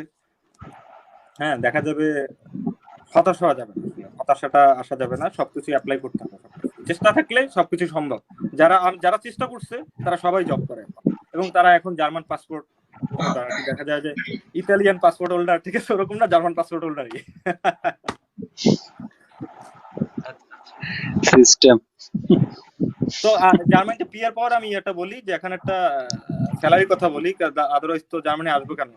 যে ওখানে যে যদি আমি 10,000 টাকা স্যালারি পাই, তাহলে বাংলাদেশি বললাম জার্মানি যাবো কেন? ঠিক আছে, তো মানে হয় জার্মানিতে স্যালারিটা হলো গিয়ে মিনিমাম হলো গিয়ে 3,000 ইউরো, 3,000 ইউরো, হ্যাঁ মিনিমাম। আর ম্যাক্সিমাম স্টার্টিং এ 5,000-6,000 ইউরো পর্যন্ত যেতে পারে। আর যদি কেউ টেকনিক্যাল টেক্সটাইলে জব করে, টেকনিক্যাল টেক্সটাইলে স্যালারি আরো বেশি, অবভিয়াসলি বেশি, ওখানে 6,000 বা 7,000 ইউরো এরকম অনেক, এটা ডিপেন্ডস। তবে আমি মিনিমাম বলে রাখি 3,000 ইউরো, এবং কেউ যদি সেই সাবজেক্ট রিলেটেড জব পায়, সেটা নিয়ে সে ভিসা অফিসে যাবে, বা মানে জার্মানির ইমিগ্রেশন অফিসে, ওখানে গিয়ে বলবে যে আমি জব পাইছি, বাস তার জবের সে কন্ট্রাক্ট ওটা দেখে তার 3 বছরের ভিসা দেয়, ঠিক আছে। তো সে যদি চায় তার বিয়ন্ড লেভেল কমপ্লিট থেকে 2 বছর পরেই সে পার্মানেন্ট রেসিডেন্সের জন্য অ্যাপ্লাই করতে পারে, পিয়ারশিপ, এবং 2 বছর পরে সে 1-1.5 বছর পরে জার্মান পাসপোর্টে অ্যাপ্লাই করতে পারে। অসংখ্য ধন্যবাদ জাহিদ ভাই। ভাই, আমরা অনুষ্ঠানে একেবারে শেষ পর্যায়ে চলে এসেছি। আমাদের কমেন্টস আরো একটা আসছে আর কি, যে সিজিপিএ যদি জার্মান গ্রেডের 2.5 এর বেশি থাকে, তাহলে কোন কোন ক্যাম্পাস বা সাবজেক্ট গুলোতে অ্যাপ্লাই করা বেটার হবে, একটু সংক্ষেপে যদি বলতেন। প্রশ্নটি করেছেন অরিত্র রায় দাদা, 6 ব্যাচের। আচ্ছা, আমি বলতেছি জার্মানিতে অনেক ইউনিভার্সিটিতে আছে, মানে অনেক ইউনিভার্সিটি আছে যারা সিজিপি এর অতটা রিকোয়ারমেন্ট ওরকম কিছু দেয় না। তো দেখা যায় অনেক জায়গা আছে, যেমন কিছু কিছু ইউনিভার্সিটির নাম জানি যে যারা 2.87 বাংলাদেশি সিজিপি 2.87 পেয়ে তারা অফার লেটার পেয়ে জার্মানিতে আসছে, ঠিক আছে। তো এরকম অনেক ইউনিভার্সিটি আছে, যেমন সাপ্লাই চেইনের উপরে হয়তো কোর্স আছে কিছু, সাপ্লাই চেইন সাবজেক্টটা নিয়ে, কিংবা ম্যানেজমেন্ট রিলেটেড কিছু সাবজেক্ট আছে, রিটেল ওই ম্যানেজমেন্ট, ওটা যদি কেউ পড়তে পারে তাহলে হয়তো রিটেল সেক্টরে এসে ঢুকতে পারবে, কিংবা মার্কেটিং ম্যানেজার বা ওরকম ওই সেগমেন্টে ঢুকতে পারবে। সো সুযোগ আছে, বাট এটা বিষয়টা সম্পূর্ণ রিসার্চের উপরে। যেমন www.dart.de এই ওয়েবসাইটে গেলে জার্মানির একটা ওয়েবসাইট বা ইউনিভার্সিটি পোর্টাল, এখান থেকে সে সবকিছু ভালো ইনফরমেশন সে গ্রাপ করতে পারবে, কোনো সমস্যা নেই, সম্পূর্ণ রিসার্চের উপর নির্ভর করে। শুধু এভাবে সার্চ দিলেই হবে না যে www.dart.de ওখানে না আছে, ঠিক আছে। আমি দেখি ইউনিভার্সিটিস ইন জার্মানি, গুগলে আমি নর্মাল দিলাম, বা টেক্সটাইল ইউনিভার্সিটিস ইন জার্মানি, বা মাস্টার্স ইন সাপ্লাই চেইন, ঠিক আছে, in Germany, university name list in Germany. So এরকম প্রতিটা জিনিসে বারবার এটা রিসার্চ করতে হবে, নোটবুক রাখতে হবে, নোটবুক মেনটেন করতে হবে, নোটবুক ওটা নোট করতে হবে, ওটার আইএলটিএস এর রিকোয়ারমেন্টস কি, আমার একাডেমিক সিজিপি এর রিকোয়ারমেন্টস কি, সবকিছু ওখানে আর কি লিপিবদ্ধ করতে হবে। এবং কেউ যদি এই জিনিসগুলো যদি ফলো করতে পারে, আশা করি কোনো সমস্যা হবে না। আর লো সিজিপিএ হইলে আমার মতে হতাশ হওয়ার কিছু নাই, কারণ লো সিজিপিএ দিয়ে অনেকেই জার্মানি আসছে এবং তারা সফল। সো সম্পূর্ণ রিসার্চের উপর নির্ভর করে। তবে হ্যাঁ, অপরচুনিটি কমে যাবে, অপরচুনিটি অবশ্যই কমে যাবে। কেউ যদি 3.9 সিজিপিএ, তার অপরচুনিটি অবশ্যই বেশি থাকবে, স্বাভাবিক। আর কেউ যদি 2.9 সিজিপিএ হয়, তার অপরচুনিটি কম থাকবে। কিন্তু ওই সীমিত সংখ্যক অপরচুনিটি যেটা আছে, ওইটা কি সে ইউটিলাইজেশন বা মোটিভেশন লেটারের জোর, বা যে কোনো কিছু জব এক্সপিরিয়েন্সের জোর, বা জব এক্সপিরিয়েন্সটাকে সেটাকে সে মোটিভেশনের সাথে কতটা সে সামঞ্জস্যপূর্ণ করছে বা কতটা সে প্রিসাইসলি লেখছে, এটা ডিপেন্ড করবে তার ইয়ের উপর। অসংখ্য অসংখ্য ধন্যবাদ জাহিদ হাসান ভাই। আমরা অনুষ্ঠানের একেবারে শেষ কোশ্চেনটা আপনাদেরকে করব। সবশেষে আপনাদের দুইজনের কাছে জানতে চাইবো যে ক্যাম্পাসে জুনিয়র ভাই বোনদের জন্য পরামর্শ বা উপদেশ আছে কিনা, তাদের জন্য যদি কিছু বলতেন। আচ্ছা, আমি বলতেছি ফার্স্টে, তারপর রিপ্পি হয়তো বলবে। আমি তো ফার্স্ট আমার জুনিয়রদের প্রতি আমার একটাই উপদেশ, বা জুনিয়রদের প্রতি একটাই আমার ইয়া থাকবে, যে সবাই যেন মোটিভেটেড থাকে এবং পজিটিভ থাকে, ঠিক আছে, আর ডেডিকেটেড থাকে, আর হাইলি অ্যাম্বিশিয়াস হতে হবে। সেটা যে ক্ষেত্রে হোক, তার কর্মজীবনে যে ক্ষেত্রে হোক, সেটা সে বাইরে পড়তে আসার জন্য। কেউ যদি বিসিএস দিতে চায়, সে বিসিএস, আমার কথা অ্যাম্বিশনটা থাকতে হবে। অ্যাম্বিশন যদি কারো থাকে, ঠিক আছে, একটা কথা আছে যে a sweet dreams begins with a dreamer, ঠিক আছে। একটা ভালো স্বপ্ন কিন্তু একটা ভালো যে ড্রিমার যে সেই দেখতে পারে। তো আমার কথা হলো গিয়ে, কেউ যদি অ্যাম্বিশিয়াস যদি থাকে, তাহলে সে সফল হবে যে কোনো উপায়, ঠিক আছে। তো হতাশ হওয়া যাবে না, অ্যাপ্লাই চালিয়ে যেতে হবে। প্রথমবার আমার না হইলো, আমি দ্বিতীয়বার অ্যাপ্লাই করি। এমনও লোক আছে যারা 16বার অ্যাপ্লাই করছে, তারপর সে ইয়া পাইছে। 16বার আইএলস দিচ্ছে, তারপরে 16বার আইএলস দেওয়ার পরে তারপর সে কানাডার ইমিগ্রেশনের জন্য সিলেক্টেড হয়েছে। তার ডেডিকেশন লেভেল কতটা, তার ধৈর্য কতটুকু ছিল। তো হতাশ হওয়া যাবে না। তো এবার আমার পার্সোনালি আমি যখন কিছু কথা ছিল যে আমি যখন এখানে আসার পরে আমি সবসময় আমি চাইতাম যে ক্যাম্পাসের কেউ না কেউ এখানে আসুক। মানে আমি চাইতাম যে সেটা আমার বন্ধু হোক কিংবা সিনিয়র বা জুনিয়র, তারা যেন এখানে আসে। এবং সার্চটেকের আমি বলি যে সার্চটেকের জন্য যে আমি ছেলেপেলেদের জন্য কিছু যেন করতে পারি, ছোট ভাই ব্রাদার যারা আছে তাদের জন্য কিছু করতে পারি, জুনিয়র যারা আছে। তো এই জন্যই বলতেছি যে আমি চাই জার্মানিতে আরো আসুক। হ্যাঁ, এখানে একটা মিনি সার্চটেক গড়ে উঠুক। হ্যাঁ, এটাই আমি চাই।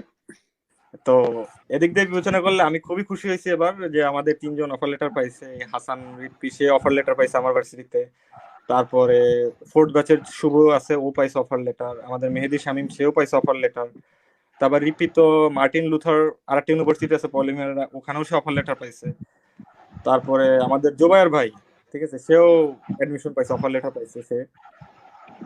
তো তারা কিন্তু সবাই ট্রাই করছে। এদের কিন্তু আমার থেকেও কষ্টের পরিমাণটা বেশি ছিল, কারণ আমি অ্যাপ্লাই করছি চাকরি ছেড়ে, আর ওরা চাকরি করে কিন্তু আইএলটিএস দিছে, বা ওরা কিন্তু ওই লেভেলে ডেডিকেটেড ছিল। আমার সবসময় ফোন দিত, ওরা ফোন দিয়ে বলতো যে জাহিদ কি করব। আমি ব্যস্ত থাকতাম, আমি ব্যস্ত থাকি, হয়তো দেখা যায় সবসময় ফোন ধরতে পারি না, কিন্তু তাও কিন্তু ওরা বিরক্ত হতো না। ওরা কিন্তু লেগেছিল যে কি করব, কোনটা বুঝবো না, কোনটা করতে পারবো না। বিশেষ করে আমি বলতেছি, অনেকেই কিন্তু ফেস করবে আর&ডি আউটলাইন বা রিসার্চ আর&ডি আউটলাইন। আমি এটা অনেকের কাছ থেকে আমি প্রশ্নটা এক্সপেক্ট করছিলাম যে আর&ডি আউটলাইন কিভাবে লেখে, এটা আমি কারো কাছ থেকে প্রশ্নটা আমি বলছিলাম যে প্রশ্নটা কেউ করবে। তো যাই হোক, কেউ করে নাই। তাই আমি বলতেছি, তাও আমি আর&ডি আউটলাইন বা আমাদের যেটা আছে আর&ডি প্রপোজাল, ওটা কিভাবে লেখে, ওটা মনে হয় আমার থেকে এখন রিপ্পি বেশি ইয়ে হয়ে গেছে, এক্সপার্ট হয়ে গেছে। রিপ্পি ভালো বলতে পারবে, ঠিক আছে। না না না না, হ্যাঁ, তুমি তুমি অনেক মানে এভাবে তুমি চাপাই দিতে পারো না। আমি তোমার কাছ থেকে শিখছি, তুমি গুরু, তাই না? যাই হোক, আমি বলতেছি। তো আমি বলি, ওটা আর&ডি আউটলাইন যেটা আছে, ওটা একটা টপিকস দেয়, 5টা টপিকস থাকে যে কোনো কিছু। যেমন এবার কিন্তু কোভিড নিয়ে বেশি দিচ্ছে, যেমন বিভিন্ন মাস্ক বা protective clothing, protective finishing, supply chain দিয়ে স্মার্ট আমাদের টেক্সটাইল। স্মার্ট টেক্সটাইল, এটা নিয়ে দিচ্ছে। তো আসলে হয় কি, it's one kinds of research and development project. ওটা নিয়ে অনেক জার্নাল পড়তে হয়, ইভেন দো অনেক নিউজ পেপার পড়তে হয়, ইভেন দো অনেক আর্টিকেল পড়তে হয়, ইভেন দো কোন দেশে কি ঘটতেছে ওই সাপ্লাই চেইন রিলেটেড, বিশেষ করে সাপ্লাই চেইনের সাথে টেক্সটাইলের সম্পৃক্ত ওইগুলি পড়তে হয়। এগুলি সম্পর্কে নলেজ রাখতে হয়, প্রচুর রিসার্চ করতে হয়, জার্নাল পড়তে হয়। পড়ার পরে একটা আইডিয়া জেনারেট হয় যে না আসলে আমি দেখতেছি সাপ্লাই চেইনের উপরে এই জিনিস আমার এই জায়গায় আমার সমস্যা হচ্ছে বা সমস্যা ক্রিয়েট হচ্ছে, তাই না? কোথায় কিসের কারণে? কোভিড-19 এর কারণে, নরমাল ফর এক্সাম্পল। সো এই আইডিয়াগুলো কিন্তু সহজে আসবে না, এটা কিন্তু বারবার সে পড়তে হবে, বারবার প্রুফ রিডিং করতে হবে, বারবার, তখন একটা তার আইডিয়া জেনারেশন ক্রিয়েট হবে, আইডিয়া জেনারেশন হবে, তার মাথায় একটা আইডিয়া আসবে। তো ওটা নিয়ে হবে গিয়ে, আমি বলি যে নর্মালি 2 পেজে আর&ডি আউটলাইন লিখতে হয়, 2 পেজে। তো ফার্স্ট পেজটা থাকে যেমন আমার যে টপিকটা ছিল anti microbial functionalization in protective clothing, বা এরকম একটা কিছু ছিল, আমার খেয়াল নাই এক্স্যাক্টলি।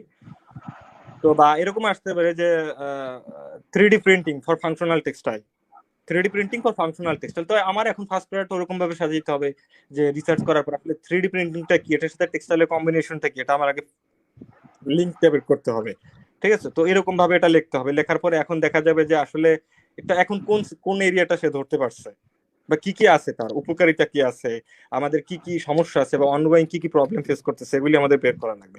এরপর লেখা লাগবে একটা পেজ, এভাবেই লেখা লাগবে। হ্যাঁ, এক পেজ লেখার পরে, এবং ওইটার প্রতিটা ওয়ার্ড আসলে প্রতিটা সেন্টেন্স আসলে আমি কোথা থেকে পাইছি, কোন ইনফরমেশন থেকে পাইছি, ওটার একটা লিঙ্ক দিয়ে দেওয়া লাগবে, বা ওটার সাইটেশন বলে। হুম, ওটাকে সাইটেশন বলে ওটাকে।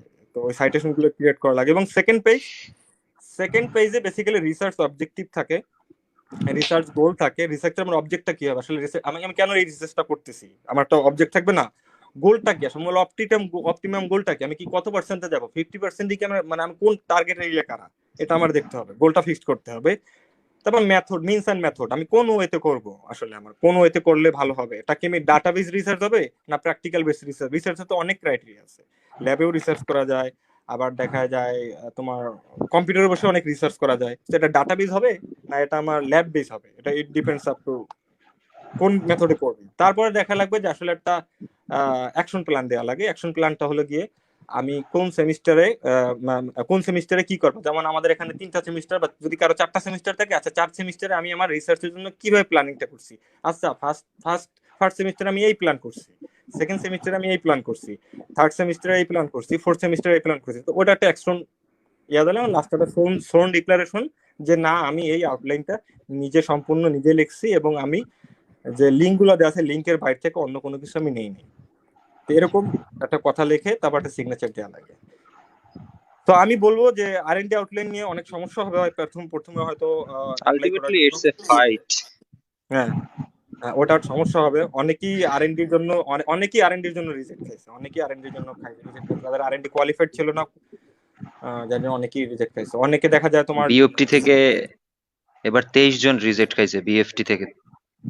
এবার 23 জন রিজেক্ট খাইছে। তো সেক্ষেত্রে আমাদের ছেলেপেলেরা হলো অনেক ট্যালেন্টেড, আমাদের ছেলেপেলে যারা আছে সার্চ টেকার, আমি দেখছি এরা এখন মানে এরা বের হবে, আমরা তো এখন আসি বের হয়েছি, এরা যখন বের হবে আরো আরো উপরে উঠবে। এখন ক্যারিয়ার ক্লাব হচ্ছে, ডিবেট ক্লাব হচ্ছে, হ্যাঁ অনেক সিভিনিয়ার রিসার্চ হচ্ছে, এবং ইভেন ক্যাম্পাসে রিসার্চের কাজ হচ্ছে, তারা প্রেজেন্টেশন দিচ্ছে এখন, তারা বিভিন্ন সংগঠনের সাথে যুক্ত আছে।